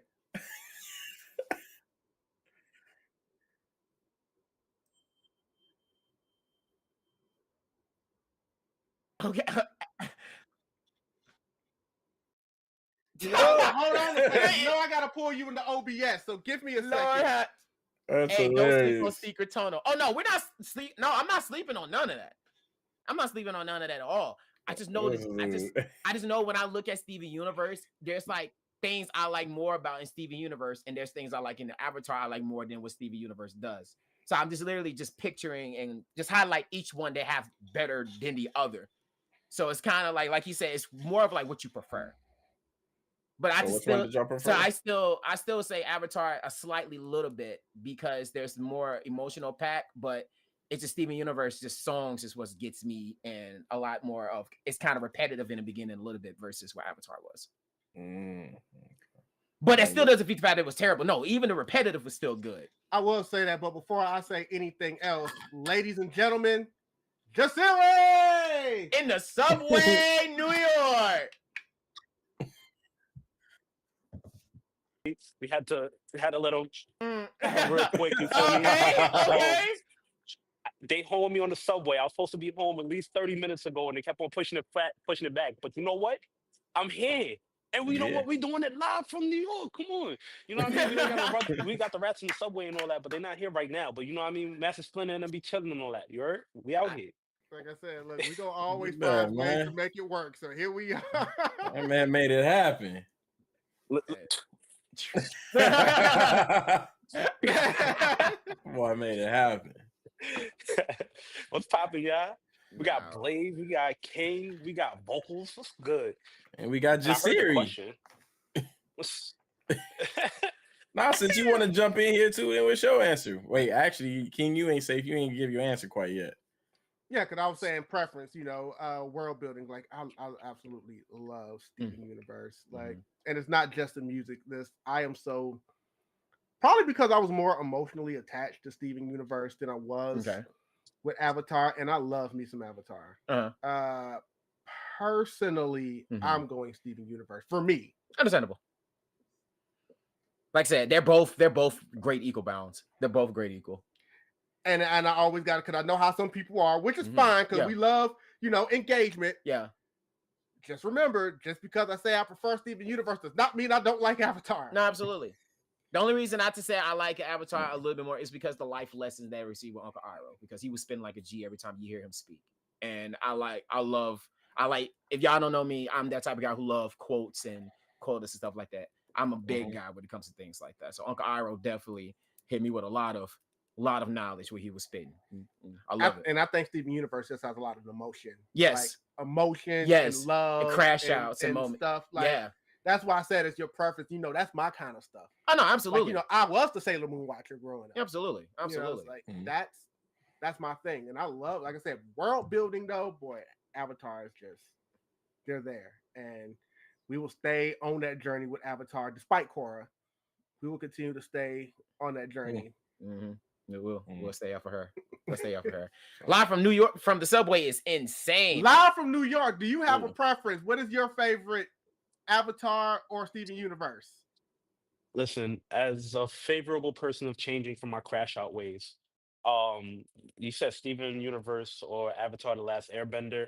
I'm gonna have to go Adventure Time. That's not even in this selection. That's not even in this selection, bro. You know what? You ain't even have to show up today, bro. You ain't even have to do that. I'm just letting you know, like, all right. So I'm still watching the Steven Universe. So I can't really talk too much on it, but I do like the emotional aspect that they're taking because they're literally giving you the aspect growing, and I see where they're going with the show. But I'm gonna have to give it to Avatar because I'm still not done with it yet. Because again, Avatar gets deep with the talking to your ancestors. Like literally, this kid coming from a peaceful world. That's like a kid coming from Westchester to the Bronx. It's two different places, even though they're in the same place. Can't talk to all the New Yorkers anymore. See, if you would have said Adventure Time and Steven Universe, that's a different story. Can't talk to him anymore. Yeah. It's two different things, feel me? Like, but So right now, that we got background actors. Yeah. they need to stop botching Korra. Like, you know what I mean? But you know what? I'm gonna stop. I'm gonna stop right there because a lot of people haven't seen the show yet. I'm gonna let them ruin themselves. So Oh, yeah, I'm God. just gonna have to go. I'm gonna have to be the only oddball and go Avatar because that's the only one I saw. I only speak on what I know. There's nothing wrong Okay. with that. The To subway be still ain't here continued. yet. Hey, So I'm team maybe my Avatar, answer might change but later. I've only seen Avatar, so I can't. My opinion doesn't help too much. But you team Korra though. I peeped that. We're gonna talk about that later. Oh Who shit. team Korra? Oh shit. Oh, Not in a shit. bad way. Who team Truthfully, it's not a. It sounds like you saying you got to stop talking about Korra. So it's like you sound like you supportive of Korra. Who's supportive of Korra? Oh, I misunderstood. Oh God. Oh shit. Why he lean in like that? I guess I must have Because misunderstood. I felt offended a little bit. Avatar: The Last Airbender, Aang, yeah, season 1 and 2 of Korra. You know what? In the beginning, it was giving what it was what they said. It was giving what it was supposed to give until they took it back. I was gonna say truthfully, Korra, I go season 1, season 3. I don't like 2. Because 2 is with the Dark Avatar and all that. I ain't like where they. But 3 it was when they brought like Kuvera and stuff, and I liked Kuvera. Okay, yeah, And that Amon I'm from not gonna 1. front. It was I ain't gonna lie, season 1 of Korra hit. Season 1 cooked. Season 1 cooked. Hit. It Season 1 hit. cooked. It did. And you know what? I actually kind of forgot about it. I'm at this stage in life where I try to forget things pushed to the back of the head until you brought that up. So you're Inside Out. absolutely right. You're absolutely right. So season 1, season 3, yeah, but season 2, oh, it's not about you. Season 4, go out the door because I ain't. Oh wait, maybe I said that wrong. Season 4 is with Kuvera, ain't it? So season 3 is with Zahir. Yeah. Oh shit. Well, guys, I'll catch y'all back next time. The train's here. Appreciate y'all. All right, my boy. Finally, after 21 years, It's I'm all finally good. gonna be home. So you know what? I'll be watching. Hopefully, I'll be on soon. Chat. Put this chat. Yeah. All Alright, right, boss. peace out, and ladies and gentlemen. That was Jasirii. He To the did Wi-Fi it. cut me out. To the Wi-Fi cuts you. And to the Wi-Fi That's cut him crazy. out. He a Yes, fighter, man. man. Can we be underground? But I'm You know, glad I got he to still answer this ain't missed. question. He ain't missed a live yet. Nah, he's still holding the record right now for this year. Podcast underground. That's what we're doing right You now. feel me? Like, Mm-mm. oh, this need to be clipped. That same exact segment. Y'all, no, if you don't think I'm not gonna find something to do with this, you're crazy. Spirit, I'm gonna be for real. I hate Adventure Time. Adventure Ooh. time. Ooh. There it is. There it is. There it is. There's the bye-bye. Oh, yeah. There's the bye-bye. There's the bye-bye. Ooh, Nay in the chat just says she hated Adventure Time. I don't look here. I'm not, you know what? No. I'm not. Mm. Wow. You Damn. said you're not doing that. Okay. All right. That All right. Yeah. I really don't like I Blaze. That trap sushi hat is fire. Cause Hey, I No, appreciate you for that, man. like, Thank you. No, you know what? It's all right. It's all right. We gonna get this going because I'm interested because Blaze hadn't had a chance to really just fully give some stuff out today because he tried to throw at us. I know. Steven Universe, I know. Avatar. I got curious. This is our podcast. I know. Right? No, sometimes I like to challenge my brain, see where he's going with this. But at the end of the day, you're the one finna be burning cooking, sir. You're on the hot seat, not us. You're the one finna be sitting there trying to figure out where the hell I'm going to this hyperbolic time chamber. That's We're not quite there yet, but there is a topic that we talked on for a little bit that I told you. Okay. I'm gonna park it. Okay. Until I can find the perfect time to bring it out. Oh. Today is the perfect time to bring it Let's out. SSBlayze.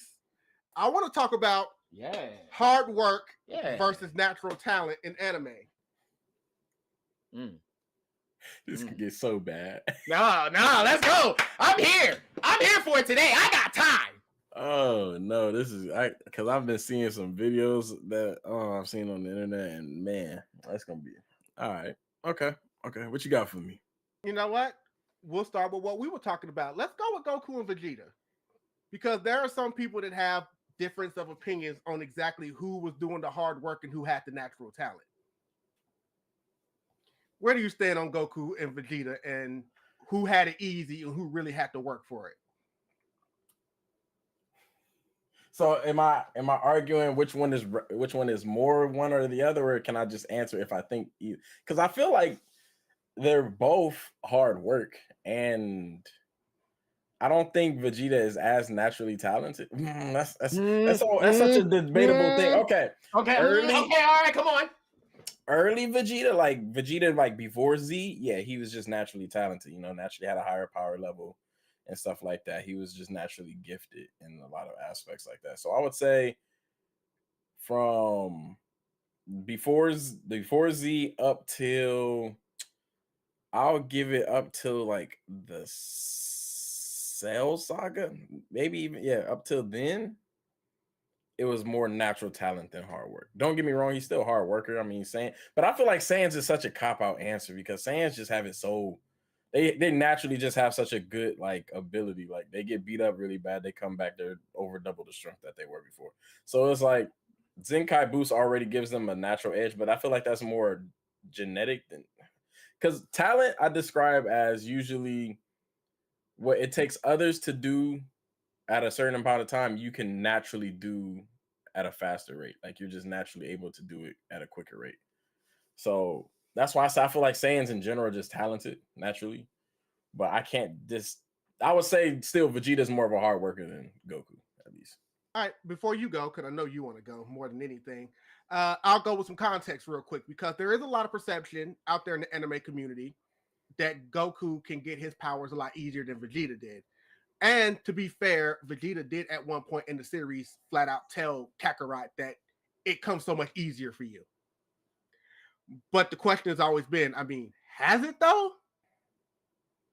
I think it's really based on environment too, because I think with Saiyans, especially when they got into it with Super, like it stems from emotions. And since Goku was raised on Earth, he's just a lot more in tune with his emotions than a normal natural born Saiyan. That's why like half breeds are better at transforming and have more unique transformations. So I think Goku achieves it easier just because he's more emotionally in tune. So he can tap into certain emotions better to get into certain transformations. And then like with Super Saiyan God, I don't know if they fully implied it, but like Vegeta earned that on his own. He didn't have the ritual done. Like he just achieved Super Saiyan God. Compared to Goku just having five people hold hands and he got the power. So I still give Vegeta more, like he had to fight harder for his transformations than Goku did. And then like Goku got Super Saiyan 3 because since he was dead, he didn't have as many physical restraints on himself to achieve that form. Compared to like Vegeta having to technically now achieve it because of Daima. He had to achieve that just based off of his pure hard work. So yeah, Vegeta definitely is fighting harder to get to these transformations than Goku is. Okay. In my opinion. You want to chime in, sir? All right, say less. I kind of say this last time. When it comes to hard work versus talent, I like to bring this up because it's one of the biggest crucial stories of Naruto, and I bring this up a lot because I feel like a lot of people kind of forget the base of what that means. Rock Lee versus Gar, right? We got one person who is truly talented. Rock Lee is a godlike born talented type of guy. Yes, you could put him in a hard working base of him try to achieve to get to the forms and stuff like that. But that man was moving fast and was doing things that most ninjas couldn't do. Even Sasuke couldn't even copy his move. He had to copy Rock Lee's speed just to maintain what he had to get. You feel me? So it's kind of like, yeah, he has he was working, but it was still like a natural gift because not a lot of people could really do it at the time unless you have like a buff of Jasirii keys and stuff later on down the story. But in that base of Rock Lee was basically going against a guy named, Gar, who had a Jasirii key, which basically it was kind of like more talented base at the beginning because he was born with not born. I don't know. You say you're born, it was put inside him, whatever the route you really want to go with Gar and his origin story of being a Jasirii key. He still had a Jasirii key that's kind of based like a natural thing that was going on with that. So when you saw that fight, everybody was like more applauding to Rock Lee because he was doing things that not other person could do against a defensive shield guy like that. But it still kind of showed at the end of the day, no matter how much you still feel like that, Rock Lee was a great hard worker, but it still couldn't be Gar because he was straight a talented guy at the end of the day in that type of faces. It was very unfortunate in that type of moment. But when it comes to in a Dragon Ball Z standard point, I said this before. I feel like Goku was much more of a hard worker than it kind of was with Vegeta when it comes to talent, because this is what I mean by that, right? because everybody kind of forgot it like this basis and stuff like that. Even though Goku had to go to this next achievement of the level and stuff like that, you can kind of say it was a natural talent, but I still kind of looked at that was hard working to get to what it really, really was. I think the only weird different base of where talent and where it is when the Super Saiyan 1 form. That was the, like he said before, your emotional base. But when we got past the Super Saiyan 2 and Super Saiyan 3 and everything like that, it got to the point where you kind of look at Vegeta was like, Vegeta is slick sticking with Goku in a lot of ways of that most people should take like a long amount of time to do when it came to hard. That man legit had talent to stick with Goku in a natural fight, even though you could probably say the case of, yes, he was holding back in the Super Saiyan 3 case of point, which I like when we bring back with Dama. Dama came back with a point where Vegeta had his first dub in Super Saiyan 3 form. I have to bring that out.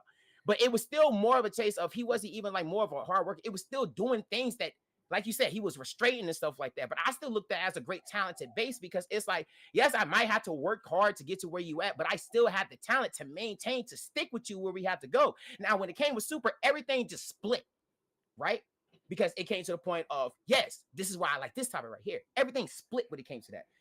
Not only if y'all read up with the manga of these two people got different types of forms at this particular moment, but each of them had to go in their different talent routes to get to where it had to be. Now, Goku had to be in a little bit more of the challenge with Ultra Instincts, but I still look at Goku as more of a talent after that because at the end of the day, my man Vegeta had to constantly put energy in him to maintain for a lot of physical form. My man had to maintain, had to do a lot of like, he went to evolve. Kakarot had to go to Kaioken times Kaioken with Super Saiyan Blue. Meanwhile, Vegeta went to an evolved level of a blue that Goku couldn't even really do. He did a Kaioken. So I look at that like, ain't that kind of like a natural talent base pushing that as well to still maintain Goku in that form of a lot's way? Now, granted, you can't say a Dragon Ball Z, it turned into, he did say that form of you are stronger than me. But when you continue to look down this road, this man is still keeping up with him in each form and still not even a hard working base. It was like talent. Skip every single base. For a man to literally have to use, for a man to have to use other people, this is why I say that wasn't hard work by Goku because all he did was had a bunch of family supporter around him to make him have Super Saiyan form. But when it came with Vegeta, it was like, okay, you work hard for it, but it still takes talent to get to where you had to get there. To be a god, you have to do a ceremony to get there versus a man who had to get there working, but still had the talent to maintain it. I feel like that's a different ball game to have it. So I kind of look at Vegeta kind of have more of a natural base than it was with Goku was a hard worker. Because it was like every time I see Goku, he's always somewhere training hard to get this form. Meanwhile, Vegeta tried to maintain, but he just there to keep up with him. That's why I look at it. I was like, I ain't gonna lie, he kind of have more talent with him. Vegeta has more talent to me when I look at Goku always trying to get to the next evolved level. Even though Vegeta trying to keep up with them, he still has that natural talent base to me to still keep up with them. So that's why I looked at it like, yeah, I could kind of see why Vegeta could be more talented than Goku in these type of forms. And then when they split and had their own different routes, bro, it shows the difference links at that moment now. So I was like, nah, I can see Vegeta be more talented than Goku in the hard working base. Then I guess it would just depend on, like you said, what you mean by hard work, because you said it still takes talent to do hard work. And yes, anything Goku has been able to achieve, except for, Ultra Instinct, right? Vegeta has been able to eventually achieve it as well. It's not like, so the reason the perception is always it comes easy for Goku because Goku always gets there first. Yeah. But then you always got to think about, okay, well, why did Goku get to these places first? Well, he got the Super Saiyan first because he watched his best friend die. And other that people was he his had emotional help. State. Vegeta didn't have an emotional state to match him to get there. He had to watch his friend die to become Super Saiyan. Vegeta had to go feel down on himself and go cry in the rain, but that still was at his emotional state, and he achieved Super Saiyan, so he still achieved it the same way. Goku just had his opportunity first. Mm-hmm. I mean, I think Vegeta probably could have just as easily have gotten the Super Saiyan before Goku if it wasn't for that. And again, Blaze already talked about Super Saiyan 3. Like, Goku was dead. He had no restrictions. So right. I can't really go to that. Now, we can talk about natural talent as far as like, Gohan, because of course their whole thing is they all win that time chamber, and Goku just flat out came out. It's like, look, man, this dude's better than all of us. Yeah. He got it. Yeah. Yeah. That's what I was like. I mean, the thing is, I don't know, like the way like you word it, it's like you can become talented, but I feel like you're like there's a difference between like being talented and then like naturally talented. Like someone could be talented because they worked hard. Like I feel like Rock Lee is like an example of like that. Like he's talented because he's doing something that other people can't do, but he worked really hard to get to that level of Right. talent. Yeah. Like so it's like um that's why I said like with the whole Vegeta thing, like yeah, they always kind of give him that thing where he's like like he catches up to Goku in these situations, but it's like one, they don't really ever put a huge emphasis on Vegeta training and all that stuff, but it's like he can achieve those same factors with more limitations on. Like I said, he did achieve Super Saiyan 3, but he didn't have the same luxury of being dead to have a body that wouldn't be as strained from it. He still achieved it. So it's like, yeah, that's a talent. That's why I say all Saiyans is kind of a cheat because they are talented in my opinion. But like he still put in more work than I feel like Goku had to achieve that form. Just like with Super Saiyan God, he had to put in more work to achieve that form. And then, like you said, like him achieving evolution is because, well, like Goku has a technique, Kaioken is a technique that amplifies you compared to Vegeta having to inertly pull out this Different raw form of energy. blue. Yeah, Yeah. like a legit different form of blue, and Goku didn't even achieve that. He And just that's put what I'm saying. Kaioken on top of And it. I still do give those kudos to Vegeta for being able to go achieve something that it took a ceremony for Goku to get. So that means Goku probably could have done that as well, but he didn't. So, Yeah. We'll never know if he would have been able to because they offered it to him. He was like, next time we can give you the ceremony. He's like, I don't want to do that. Yeah. So I don't know. I feel like they're both inertly like just as hardworking mentally, but I feel like the story gives Goku just the edge in achieving things quicker than Vegeta has to. I mean, No, absolutely. that's We just- all know that. And No, I know that's for there's sure. a lot of people that want to understand. Well, what's the definition of saying that someone has natural talent versus someone that has to work hard for it? I always put it towards a talent that I've had growing up. Something as simple as drawing. You'll have those people that have to sit down and they can stare at something and it could take them hours and they're copying it and they're copying it and they're just going at it and going at it, erasing. All right, no, I don't like that. Erase that. Do the next form. And then after a while, it's like, yes, I finally got this picture done. Then the next person next to you does it in like 5 minutes. Yeah. You both still got a great picture, but it came so much easier for the other one. Yeah. That's why I'm saying like doing something in a much shorter time than it takes somebody else to do it. I feel like just gives off natural talent. That's why I think like I seen that debate, that argument about like if Naruto is a hard worker or a talented person. And like I don't know, like for me, let's get there. What do you feel about that? Firstly, the podcast I was seeing on like TikTok about that, like that whole debate was just blowing me. But I see the argument for people saying Naruto is a hard worker, but I also 100% think Naruto is talented. Now the thing is, like originally the way they started off the show with Naruto, he had to be more hardworking than talented in a lot of cases. But as the show progressed, you learn that like no, you just naturally you just got it like that. Like people was talking about like because the argument was like they was talking about the Rasengan, and it was like they were saying like he did it like quickly, and then they was like he had to take a week to do the Rasengan. That's not talent, that's hard work. I'm like, do you know how long it takes other people to learn how to do the Rasengan? You learned it way faster. It took Minato what, like a year plus to even make the Rasengan? It took Jiraiya and them months to do it. He did it in a week. Like that's talent. And it's like don't get me wrong, he's smart, because they was kind of getting to the aspect of he's not necessarily talented, he's just intelligent. Because it was like talking about like the Rasen Shuriken, like how he was able to create a bunch of shadow clones to practice it so he could do it faster. But it was like so their argument was like he wasn't talented, he just did a lot of hard work because he made a bunch of clones to do it.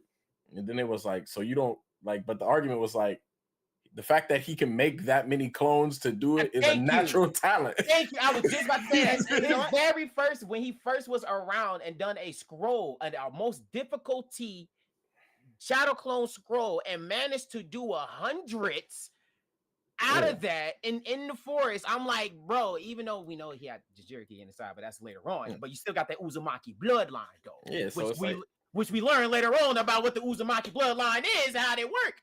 So it's like people don't understand. It's like a day before the man kept failing class because he couldn't do a shadow clone. And so he takes a scroll so that he can look at it and see what he's doing wrong. And in what? An afternoon? Mm-hmm. The man did hundreds of them. Yeah, and the thing is, like, I feel like people forget because like I said, they're just trying to argue like he used to have to work hard. I'm like, if y'all remember, the reason he was struggling so hard is because the seal, like the Nine Tails, was literally disrupting his chakra, so he couldn't do stuff properly. But the moment Jiraiya like fixed his seal, he was instantly able to like summon like Gamabuta, like the biggest toad and stuff like that. So it's like Naruto is talented. Naruto, don't get me wrong, he did put in hard work, but that man is 100% The talent. Rasen Shuriken period is hard work because they basically told this man about wind nature and then was like, all right, Naruto, we need you to create a jutsu that's never been created before. Like, what? Like, yeah, you go out in the field and invent something that's powerful because we got Akatsuki members to beat. It's all up to you. That man was out there for days, just out there just training in the water, just, got Sakura bringing him nasty ass food. You know, it's just like, he's just out there doing what he's got. Those pellets? Man, look, Sai flat out told her those things were nasty. Don't give those to Naruto. You know, but that man, so this man literally, and like you said, did the shadow clone. So yes, he's still smarter than people would like to give him credit for to have to come up with all of these things. But this man, in that amount of time, was out there working hard. And at first, he wasn't getting it. Even had Sakura kind of like down. I'm like, I don't think he will ever be able to come up with something until Sai gave her that okie doke. You know, that reverse psychology. Yeah, you're right. He's kind of dumb. He'll never figure it out. So, you know, cussed his ass out and gave the pep talk. He's like, yep, exactly. He'll figure it out. He always does. Then the man manages to come up with this brand new jutsu, this Rasen Shuriken, you know, beats Kakasu, and then basically gets told, yeah, you can never use that again. Because of what it did to his body. At least until he finally got full control of Kurama. He was like, bro, I'm gonna just throw this thing. So like once he got full control of Kurama, that was no more of this whole I got limits and what's gonna do to my body. Because he used to need another shadow clone to even make his Rasengans, and he couldn't do Rasen Shurikens. By the time that man learned Sage Mode and stuff, man, look, I'll make 5 Rasengans if I need to. Hundreds of them if I need to. So that's why I did like the only thing that I got out of it that I really started to think about was it gave me more of a argument on is Naruto a genius? Because I was like thinking about some of the things he did do. I'm like, that is a level of genius. Like creating all those clones to do something like that is genius. Learning since he couldn't control his chakra well enough with one hand, he thought of like, let me use a shadow clone to use both his hands to keep the Rasengan. So I'm like, he does have a level of genius, but like, I don't know. I just the whole he's not book smart, but being able to see that, hey, I can use a shadow clone to help make my Rasengan. That's genius. You know, being able to use all the shadow clones to help you with your wind nature, that is genius. Being able to find a way around using Sage Mode, even though Kurama was trying to block that crap, is genius. Keeping the others locked away and summoning them as you needed them, like Naruto came up with that. Yeah. So like, that's why I was like, I argued the subject of if Naruto's actually a genius and not just an idiot. Well, like you said, he's not book smart, but like battle IQ and just like that, he up there low key. And he doesn't need to be book smart to be Hokage, because the reason people made him Hokage in the first place is because he showed that he's a natural leader. People will literally run through a brick wall for Naruto. He's very likable. I was about to say, who's going to do it? Who's going to stop him? Yeah. If he said he wanted to be Hokage, who's going to stop him? That too. But then you can also be a Hokage that people fear and stuff. But you saw as the series went on, the man kept turning his enemies into his friends. You know, and that's how you knew even early on, this man has the natural leadership that it's going to take to be a Hokage. Yeah, he might not be book smart, but that's what Shikamaru's for. It's like, look, I handle the paperwork. You lead the country. Oh, for sure. Let's see what they're saying in the chat, because they've been going crazy down here. He's not book smart. He's war smart, to be honest. He probably had ADHD. He was able to walk on water immediately when Jiraiya fixed the seal. Yeah, he learned how to walk on water before Sasuke did. Go invent something, shouting. Yeah, that is what they told him. Like, just go create it. It's up to you. We can't tell. What do you want me to create? I don't know. Just something. Something that comes natural. Ace Spirit was like, go fix everything. Yeah, you know it was mean, but we ain't got no other choice.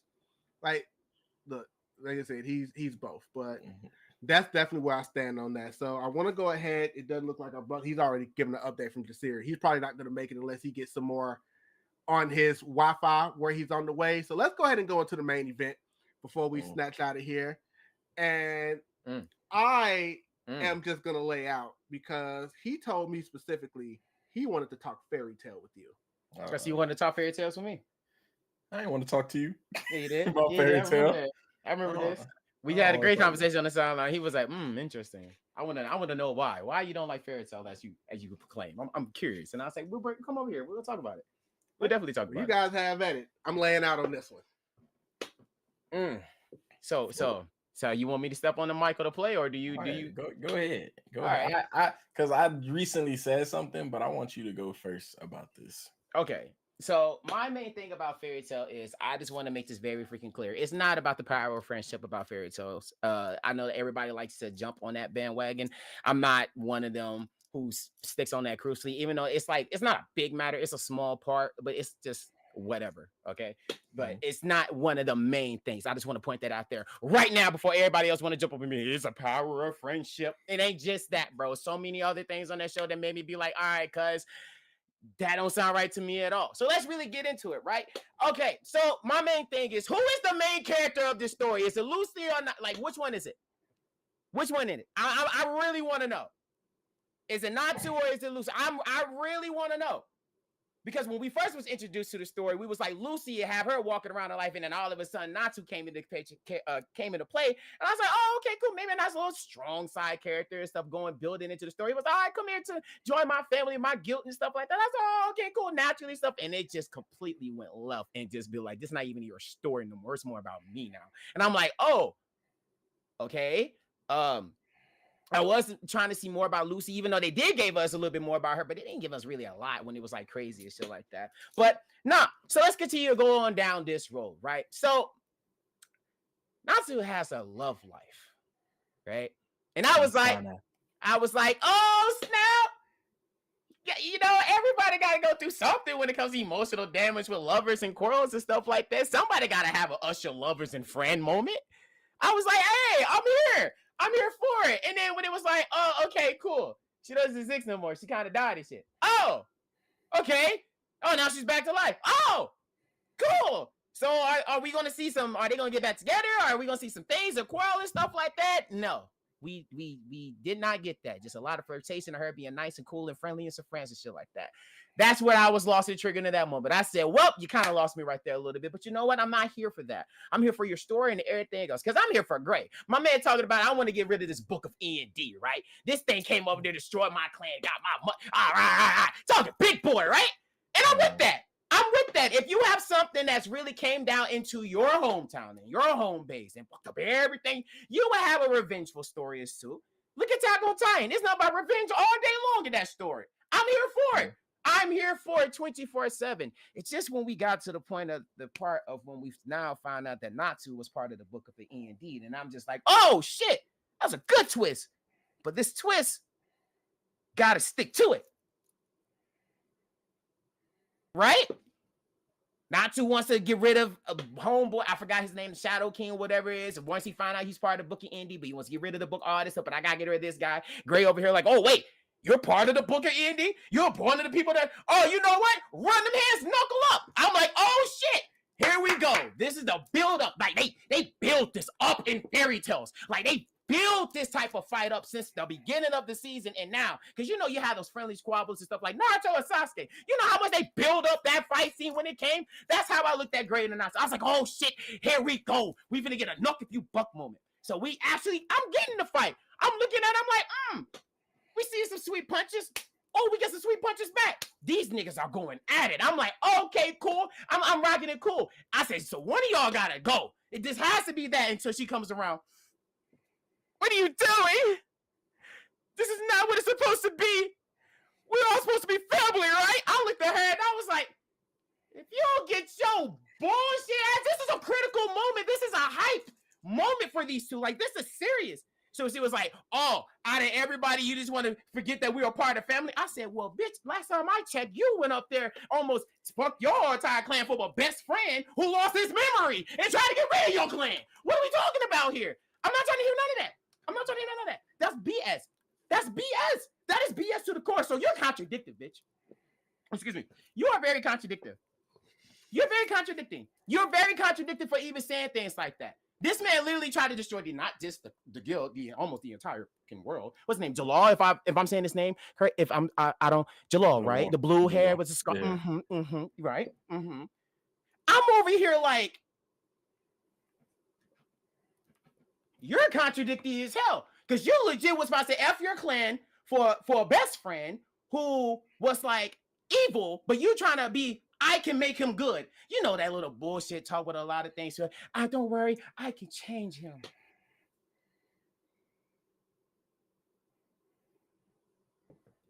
Ma'am, after that, this girl got poisoned by him, and it took Natsu to go up there to wake you up, be like, no. And after everything was gone, he wiped his memory. She still felt sorry and bad for him after he was. See, it's just so many things in that correlation of lines where I'm just like, okay, you did this, but it was supposed to be critical, but it's not. Whatever, you want to bring the story of bringing him back to life. Bringing him back, memory wipe, whatever, cool. Do not let me get on the end of the fight where we talking about these Dragon Slayers versus Argon. I'm looking at this fight, right? Now I'm not going to call it an All Might and an All for One fight, but it was close to that pinnacle fighting stance. And what I mean by that is, when you got all the Dragon Slayers together and stuff from different types of generations, right? That means from 1 through whatever generations you want to put them in, because there's different type of Dragon Slayers. Even though Natsu is the broken one from the END, the most broken one, because he can have lightning and fire. Apparently, he's starting to learn to consume other flames. Just saying. But there's nothing wrong with that, because, main character got to get buffed somehow, right? So I'm over here just watching this, and I'm just seeing all of them. I'm supposed to be looking at this badass dragon really just terrorizing, putting fears. I'm not seeing that when it came with that fight. It was kind of not much of a fear attack. The only time fear came around when he first came around to the island, and everybody was like, let's do a circle around and make sure we stay alive and family peace, and time go by past 20 or whatever years later, and they come back still looking the same of the age, and then they look 30 or 40 years of the time skip. Yeah, they did a time skip on us. Yes, hit us with a time skip. But it wasn't like fear when I saw Agnolia the Dragon comes around and stuff like that. That's what I'm saying. It's been like, Fairy Tail has a lot of critical peak moments where I'm just like, yes, feed me more. But when you're not, what we say, you gotta pull the plug somewhere. The plug gotta be pulled somewhere. Somebody gotta get the plug pulled. Nobody got the plug pulled. Nobody got it. And yes, you can make the argument in case of Dragon Ball Z does a lot of plug, but here's the difference between that. In Dragon Ball, I kind of felt that it was not really coming back to life until there was like Dragon Balls and all this stuff. Cool, whatever. And then they make you feel like you can't come back to life. But in Fairy Tail, it's like it got to the point, it's not repetitive. It's just to the point where it's just like, he's not going to die. Whatever. He beat the hell out of him. Cool. The only most heightened thing for me was Fairy Tail is when they had the tournament. When they all came back after the time skip and they all came back to start with the guild. That was the most hypest shit ever in the entire Fairy Tail saga. But when I continue to go down this road of trying to find like just to keep it that way, no, it wasn't that for me. And E&D, how he went out was, I forgot, the guy who made the E&D, I ain't gonna lie, how he went out was ass to me, how he went out. But it is what it is, because all I know is if the man is the most powerful, darkest thing and he loses by a love, yeah, you just King Kong me to death at this point. So it's all good. All okay. Right. I'm gonna have to call it. He asked me, and I gave you my answer. He asked, and I gave you everything. I'm gonna start with this, right? Go for it. You said a lot. You said a lot of things. Right? He that's what he does. You asked me, and I gave it to you. I'm gonna start with this, which might come to a shock to a lot of people. I'm not mad at that. I'm not mad at that. His argument wasn't my biggest issue. Is like I've always said, if you don't like Fairy Tail for things within Fairy Tail, that's fine. I get it. Now, when people get on it about the power of friendship is when I get defensive, because then I start to dig into the shows that they like about the power of friendship. Now, I'll also state the way that Fairy Tail, not counting 100-Year Quest, because that's going, but the way Fairy Tail did end was garbage, in my opinion. I can't, like, you know, like he said, the whole build-up between Gray and Natsu. Now, don't get me wrong, I didn't expect any of them to die, but personally, I wanted the fight to have more emotional impact, and it didn't. Zeref did go out on some BS. I'm gonna be real with you. That man, because it's like not only could Natsu not beat Zeref before, but then Zeref got a power amp to be even stronger, and then somehow lost to Natsu. That was crazy. But the Grand Magic Games was also my favorite arc. It's like I couldn't be mad at what VoQualz was saying, because it was like, I get it. Now, is Fairy Tail as bad as people make it? No. Oh, the one thing I do want to say is, like, for at least a good portion of the show, the main character is Natsu, but you're seeing it through the eyes of Lucy. Like, that's usually, like, because there can be dual protagonists, and I feel like it's like that. Even though there's definitely arcs where Lucy is more of the main forefront of the arc, and then Natsu is more of the forefront of the arc. So yeah, Acnologia also got cheated. All right, because Acnologia was decimating all 7 of the Dragon Slayers. Talk, bro. And then they pulled a Dragon Ball. They said, we just gonna give Natsu all of our energy. Dog, you can't make it up. You can't make this up. So, because the reason I say that it's funny that you say this, because just recently, it was either in my stream or in the other podcast, I literally was like, because I rewatched the final season of Fairy Tail, because I wanted to rewatch it and absorb the information after all these years. And the final season disappointed me. I was actually like, dang, it's kind of sucked. So it's like, that's why I still enjoy Fairy Tail, because I'm real enough to know that nostalgia carries a lot of the emotion for me for it, and I do still like some of the characters within it. So, but as in the story, like how, like somebody said in the chat, I feel like that they was trying to go in so many directions and try to do too much, and it just messed up the story. Oh my god. It even makes sense. None of the story, like I said, I never understood the love story of what Natsu was supposed to have with her. I was like, oh, is he supposed to fall in love? Is he not? Is it supposed to be Lucy? I don't know, but y'all hitting a lot of crazy things. Who's he going with, bro? Something's got to happen, right? And again, like, it was just one of those things that, and when we get to the different generation of Dragon Slayers, it wasn't really a terrible thing seeing different generations, because that's how it works. When you get next generation, you get newer things. That's how it works. It's just the only thing I just did not really like about it. It's just because each generation is supposed to be stronger than the last generation, but the OG generation was stronger than the newer generation. When they came out, was like, hey, I see you learned this from blood, but you don't know how to do this. And I'm just like, because there was 3 generations. There's people that was trained by dragons. There's the people who just absorbed the dragon lacrima. Yes. And then there's the people who got trained by dragons and absorbed the lacrima. That's why I was like, those are the ones supposed to be going crazy. You would think that the Gen 3 would be the strongest, but Gen 1 is still the strongest. I'm like, well, you getting trained by the dragon, and oh no, you supposed to be cooking somewhere. And do not let me get on when Natsu had the king of the King Fire's last bit, the iron. Oh, king. Yeah. Oh my god! And then he was like, "Oh, this is gonna put Buddy down. I'm here for it." I'm like, well, let me see. You talk that talk. Let me see you walk the walk.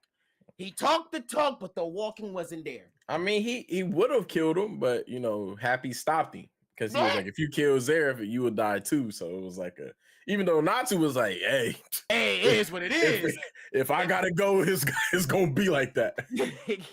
But so, like, honestly, I don't know. I can't be mad. Like I said, rewatching Fairy Tail, I do still enjoy it for the character, like some of the characters. I enjoy a lot of the characters in Fairy Tail, but I can't personally defend the story of Fairy Tail. Yeah, because I'm like, no, there's too many things on here. It's too many contradictive. I can't give him the debate that we was looking for. Now this is pretty much the Gray and Natsu fight. Like, we build up, and then it just dropped off. Exactly. But And I still watch Fairy Tail. I do still watch it. Like I said, I think everybody was expecting me to jump on the freaking power of friendship. No, that is not the thing I'm on. No, I got points.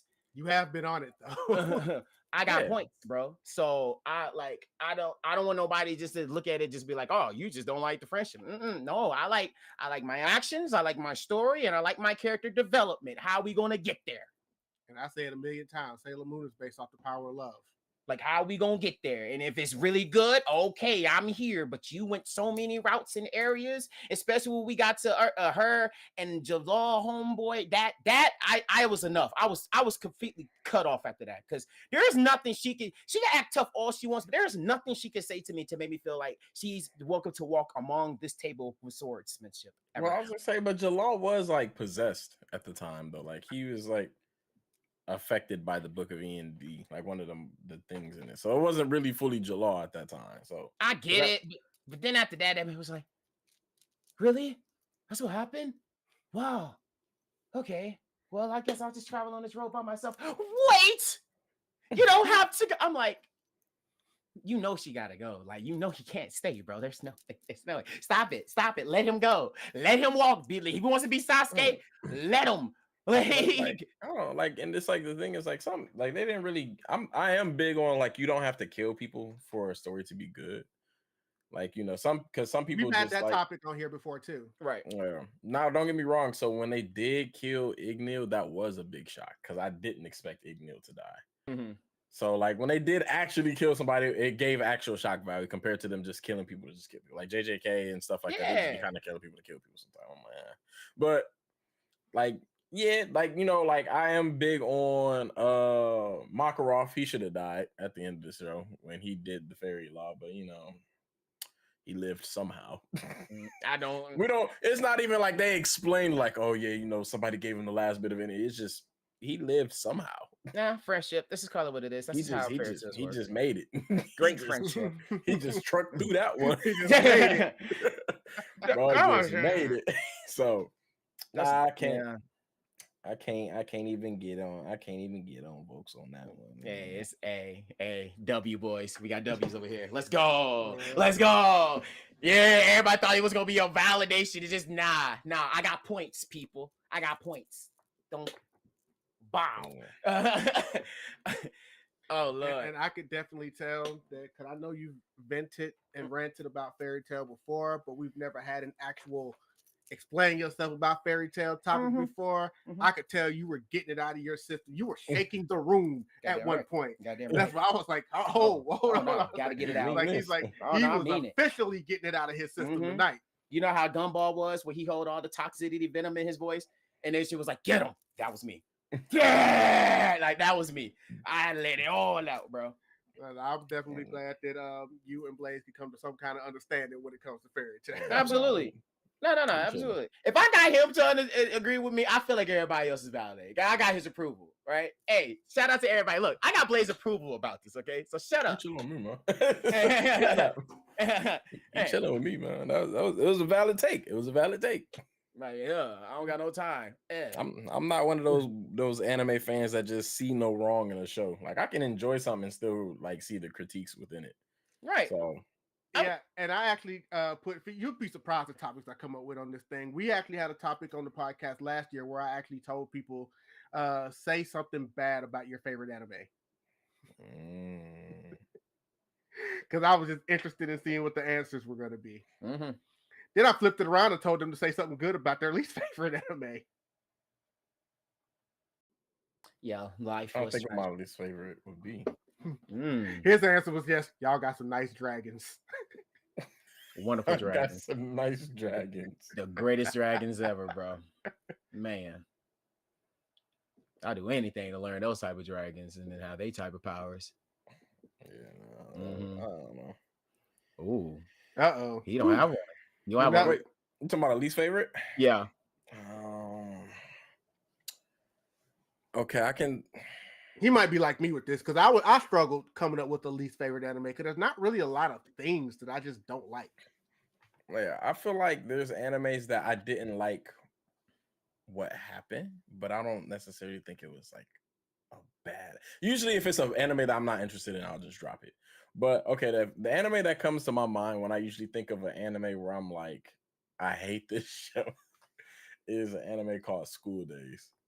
I don't know if y'all ever seen that. I ain't never heard of School Days. I've heard of Educate School me, brother. Days. I'm very Yeah. aware of School Days. So Educate School me. Days. Yeah, School Days is the anime that it upsets me because it was like a slice of life. It wasn't like a crazy like action story or anything like that. But I like slice of life. Yeah, like I mean, don't get me wrong. You know, a good slice of life can do it for me, but sometimes slice of life can hurt me. So, but like, if I was to say a good thing about it, take your time, brother. My good thing would be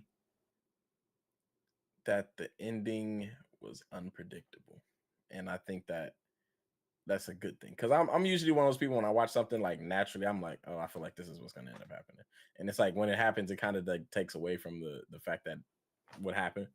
But like this anime, it threw me at the end. I did not see that coming, and I hated it. It made me bad, but I was like, you damn it, you got me though.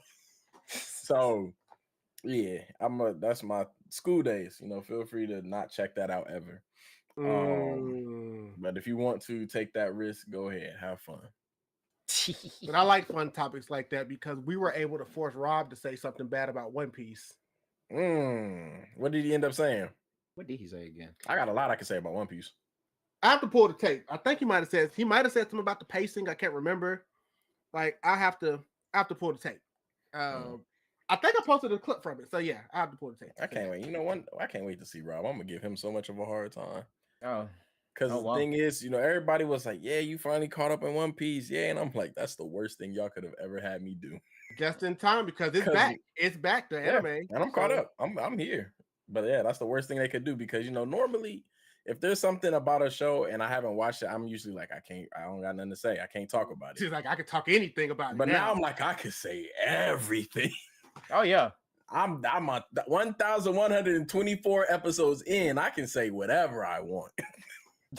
So yeah, they're gonna hear about me. I can't wait. Yep, here we go. Here we go. I like it though. Now that I know that you're fully caught up, next time we have you slide through, we'll definitely get some One Piece talk in. But in the meantime, as far as tonight goes, that did bring us to our final topic. So I always ask our people at the end of the podcast, how are you feeling tonight? Yeah, how y'all feeling? I'm hungry. He said, I'm feeling hungry. I'm hungry. I ain't gonna lie to you, man. I've been sitting here for the past 10 minutes just like cooking in my head, like what I want. What are you about to DoorDash? That's the question.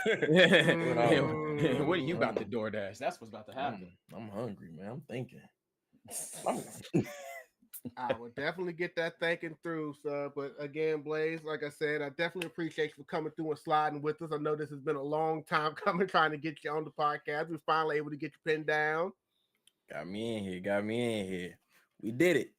But thank y'all for having me, though. Honestly, you know, you gotta get on your games, though. Yes, I'm bringing that back up on you. I know. I can't help it. It wouldn't feel right for me if I didn't bring it up again. Like I really need you. I don't know which game. VoQualz, I'm gonna trust you to get that under control on which game you think he should get on first. Maybe God of War, because you was curious about it. So I think God of War is a good start for you. So what I'm hearing is when I restart my Twitch journey, I'm gonna have to stream some God of War. Yeah. Or play this right, you can do Kingdom Hearts. I'm just saying. I mean, if I could choose a poison, it would be, but it's like I'm trying to ease you into it, you know. I've at least played Kingdom Hearts. Because Kingdom Hearts is that's 9 games you'd have to go through if you're trying to play the complete story. I haven't played all 9, but I have at least played Kingdom Hearts. Yeah. Now, I can guide him to the stories that matter versus the ones that doesn't necessarily. Yeah, you can watch a YouTube video to kind of get the other. Like 365 days, those he don't have to touch those. Right, that's fair. So just play the main story. He plays the Kingdom Hearts and maybe Birth by Sleep because I think he should play Birth by. That's like Birth by Sleep plays into that, but everything else when we go to all these other curves, he'll not go to those. Yeah.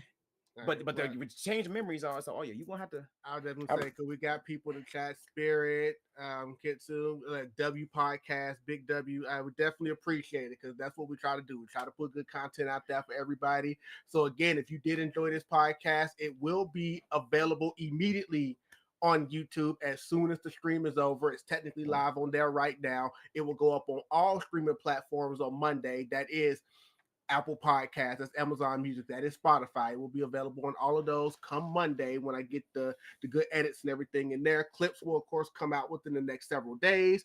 Again, we are trying to get to 1,000 subscribers here on YouTube because we want to monetize this thing. So go tell your friends, go tell your enemies, go give people birthday presents. Hey, what do you want for your birthday? I want the podcast is real subscription. Look, anything that you got to do to be able to get us to 1,000 subscribers, we greatly appreciate it. So with that, Mr. Blaze, is there anything you want to say before we get out of here? Wow, put me on the spot. Well, one, if you're listening to this right now, go subscribe to the YouTube. The podcast is real. Secondly,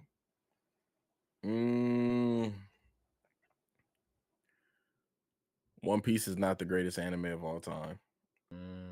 Because he called me the king of hot takes. So I'm gonna just throw a few in there for y'all. All right, yeah. Hey, rapid fire hot takes. Let's go. All right. Yeah, so One Piece isn't the best anime. There was one that kind of disappointed me. Gear 5 Luffy should have lost to Kaido. The power of friendship is worse in One Piece than in Fairy Tail. Hunter x Hunter is mid. Itachi is not the greatest Uchiha. He would never beat Madara. Let's see what else I got in there. What else I got cooking in here for me right now? Yeah. Solo Leveling is just a pretty anime. It shouldn't deserve to be the greatest anime. 2024. No, I agree to that one. I agree with that one. I agree. See. That's crazy. And he just hops in at the last fucking second. And he hops in like, hey guys, I'm here. At the last minute of the show. Okay. Like, we can't hear him. I Oh, seen him no, say we he can't said even my hear fault it. though. I heard him say I could read his lips. Said my fault, gang, or something like that. We can't hear you. I'll pull him over to the there you go. There he is. I mean, we can't. But yeah, I think that's a good amount of hot takes I could just throw in there real quick for y'all. You know, that was a quick speed round. Yeah. Yeah, let me. Nah, you're good. You're good. And yeah, if you think if you hating on Fairy Tail, then you might as well hate on Dragon Ball. That was the one I said that one time. hate Fairy Tail for the right reason. For the right reason. If you're gonna hate Fairy Tail, hate it for the right reason. I stand for that. I support that one right there. Is there anything else? Nah, we chilling. That's all I got right now in my head. Cooking. Spirit said Hunter x Hunter is mid ? That is correct. Yes. Look Okay. Here. Oh God. And All right. this is Nate said JJK was mid. LOL. I can agree with that. I agree with JJK. No, JJK is JJK, mid. absolutely. Yeah, JJK Absolutely. is I mid. agree with that. Like, I'm not saying it's a terrible show, but I do agree with the JJK and the story and stuff. For the guy who read the manga and the entire thing, and how much that's been going around it, I'm not going to give it like, oh my freaking God, this is I think people's problem is when they hear the word mid, they take it to be trash. But mid is a solid like 6.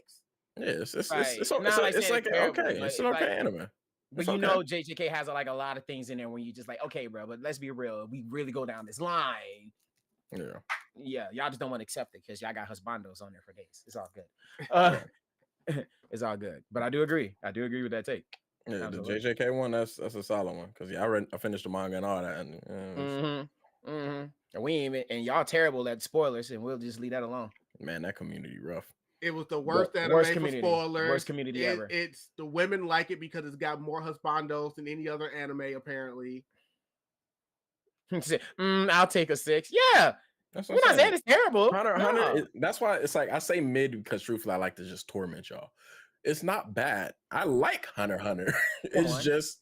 It's not like peak like y'all put it. Like it ain't there for me. Like it's like people love the Chimera Ant arc and I didn't care for that arc at all. Come on. Like I feel like I still stand on it because people think that I hate on Hunter x Hunter. And I'm like, I still think Hunter x Hunter has one of the best power systems in anime because like the whole nin system is set up very beautifully. But my issue was during the Chimera Ant arc, they just threw that all the way out the window. They just said whoever got the strongest nin is him. Literally. And I'm like, y'all took away like one of the whole things that made y'all unique.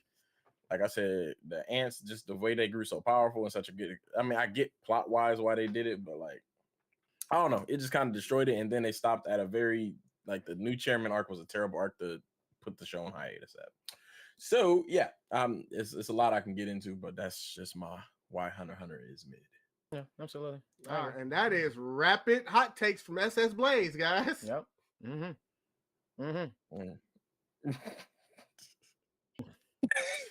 Jasirii, since you're actually here, is there anything you'd like to say before we get out of here?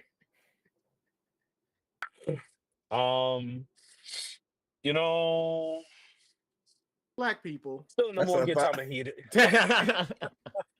Still no more get time of hater. Still can't get into it. I'm gonna give it a try probably in like 5 years, but you know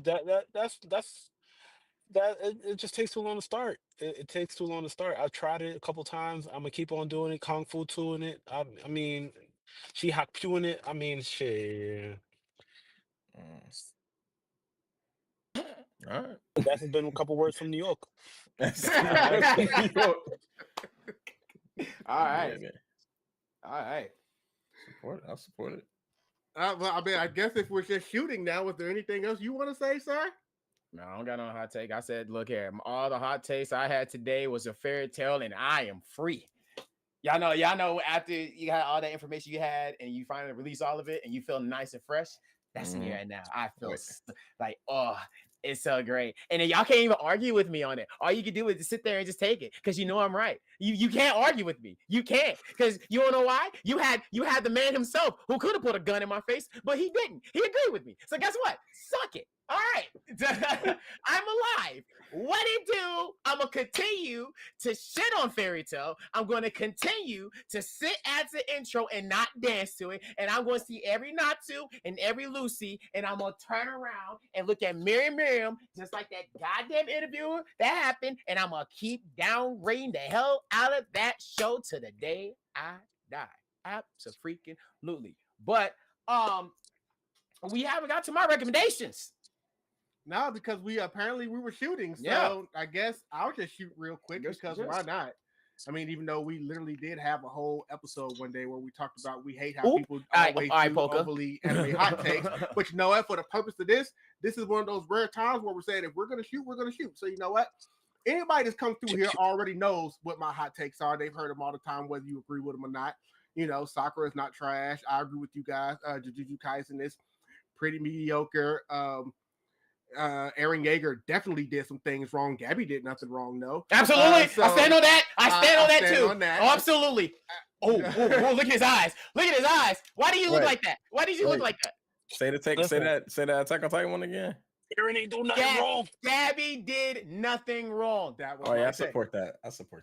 Okay, Okay, there we go. yeah, Because okay. I'm like, we'll go to war on that. Yeah. We'll go to war.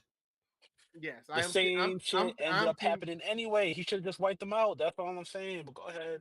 I'm team Gabby. I'm gonna let y'all do it because Team Gabby.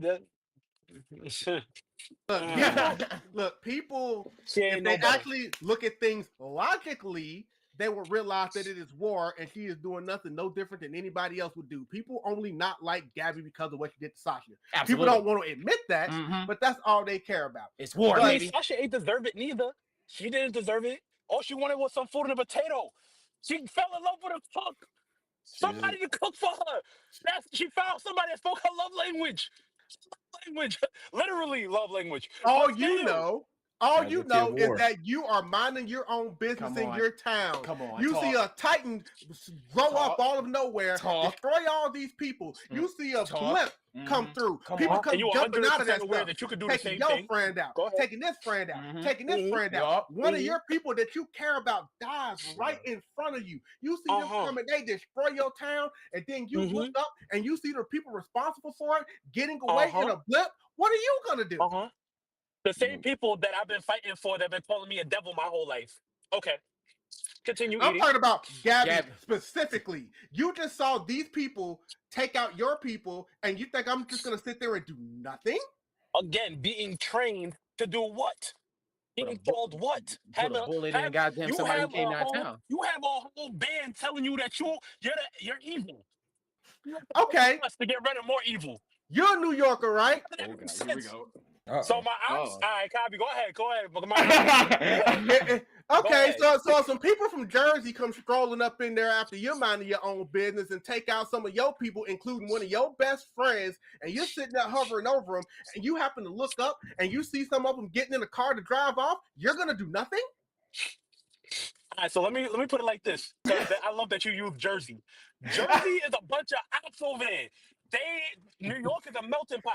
Over here, we already discussed about everything. We already know who's riding with who. We all have a foundation. We cool. We cool over here. We don't fuck with Jersey over there. So with Jersey over here, so Jersey getting blown up in New York, like we catching every op. But at the same time, with these ops, nobody in New York called me a devil. Nobody in New York called me an op. I'm Sure. cool with my. Let's relax with the New Yorkers. Let's relax with the New Yorkers, please. I'm feeling some hate. Oh my God. Yep. Here When we it go. comes to New York versus everything, is New York versus everything. But again, nobody called me an op. Nobody was trying to drive by and spin my block. New Jersey will try that dumb shit and try to be your friend the next day. No. So if you used it the opposite way, then it would have been like, all right, cool. But using it this way, nah. New York That was and him not ain't it, accepting that one. Look, he said, nah, he gonna do something. We Of course he is. He knows he gonna do This is here something. we Like I talking said, about. look, This is here we Gabby talking did about, nothing y'all. wrong. He just like we gonna slide. But for the Eldians, I mean, some of your Marlians was getting killed in the war of it too. From like when Aaron pulled up and was destroying stuff, and the army was turning into a nuke. I'm pretty sure some Marlians got caught in the crossfire of that. So you know what I mean? But you know, I get what you're saying, but I ain't gonna lie. I think if I was Gabby, I'd have slid for my people, man. What? you slid for, all right, you slid for your masters. All right, copy. No, I didn't it. slide for them. But like, the What? thing is, What? no, because there's other Marlians also getting killed. So it's like Marlians and Eldians was getting killed during that raid. So it's like some of Gabby's people probably got killed when Aaron and them pulled up just now. So she like, oh, you killed some of my people. I get that. Like, think of it like this, right? We're in America. Most of us don't like America, right? But like, we got people we care about within America. So, you know, I might be like, yeah, I ain't sitting here standing 10 toes for America, but my boy Jasirii just got put down, so I'm riding out for him. I like the way you put that in there, but pause. But yeah, right? I get what you're saying, but I get this pride in me that would have been like, dang, y'all made my own daddy not like me. That's crazy, because my dad not crying until he knows I'm out in the field about to get bodied. Nah. So they could have gone. They could have gone. We could have started over. There's enough people to start over. Y'all didn't give me the technology that was given to everybody else in the fucking world, so everybody could go. We ended the problem here. I'm weak. You know what? And with that, we see where he stands. So he would do what Sasha, what Gabby would do. He just doesn't like that Gabby did it himself. So we established that. Yes. All right. So yeah. Yep. Let's get into your recommendation so we can go ahead and get on out of here. Absolutely. Well, ladies and gentlemen, my anime recommendations of the week. We talked about it earlier, but I'm gonna talk about it again. Devil May Cry, ladies and gentlemen, has been dropped. It has been a nice fire content of what's been going. If you know your Devil May Cry stories, if you know about Virgil, you know about the the Sons of Spartus, all of what's going on in that franchise, you would definitely enjoy this anime that's going on. I'm not talking about this. It has Dante just being a regular, and it has the original voice actor from Bleach. And the voice actor of Nero in Devil May Cry 5 plays the voice actor of Dante, if you haven't noticed. So please go in there, check it out, and enjoy every single moment. It has 8 episodes, and I'm gonna be honest with you, episode 6, get ready to feel emotional because it definitely can. I'm not on 6 yet. That's the one I actually gotta watch next. Yeah, I'm 5 in. I'm watching 6 as soon as you leave. All right, I'm just saying, when you get there, shit's about to get good. So, Devil May Cry, I absolutely will love for you guys to go check it out and enjoy it and have a nice opinion base about it. Don't just be a jerk and just be like, oh, no, it did great of how many episodes but it did. So, and it's a game too. And it did some recommendations on it. If you haven't people of Dante went to Raccoon City, Resident Evil. So, hey, gotta peep, gotta listen to them have a conversation. But hey, watch Devil May Cry. Netflix is all over there. Go watch it. Check it out. And that is Facts. Netflix 4 for 4 right now. They 4 for 4. Mm-hmm. Absolutely. Oh, did we did last take? I hot take, but did everybody do they? no, I mean, I kind of got stopped at the Gabby one. It's fine. Everybody knows everything else about me. I've said it all. It ain't just anime. That's pretty much my anime stuff. When everything else is non-anime. Oh no, I was just basically hinting on this. Like before we head out, we were like, "Hey, yo, Blaze, you have anything you like to say besides hot take? But like, you want to head out before we close chapter of the day? I think we're good. Because I usually have a quote before we. I ain't got it. I don't think I got it. Wait. Because I usually have a quote before we end it. Okay. And I got one. Final quotes. My final quote would be, "Don't let small minds convince you that your dreams are too big."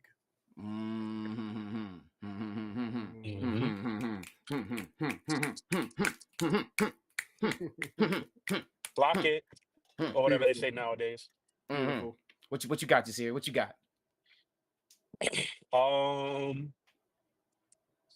You know what? That was a beautiful note, Blaze. That's a fact. That's 100% a fact. You know what I mean? Just do what you're gonna do. Stay on top of everything that you do. You know what I mean? GQE, we outside. The podcast is real. I was about to curse, but I had to keep it down to a minimum again. And you know what I mean? Look out for Kiki's new attire. It's coming. That part. Okay. All right. And do you want to say before I do everybody else? No, you're good.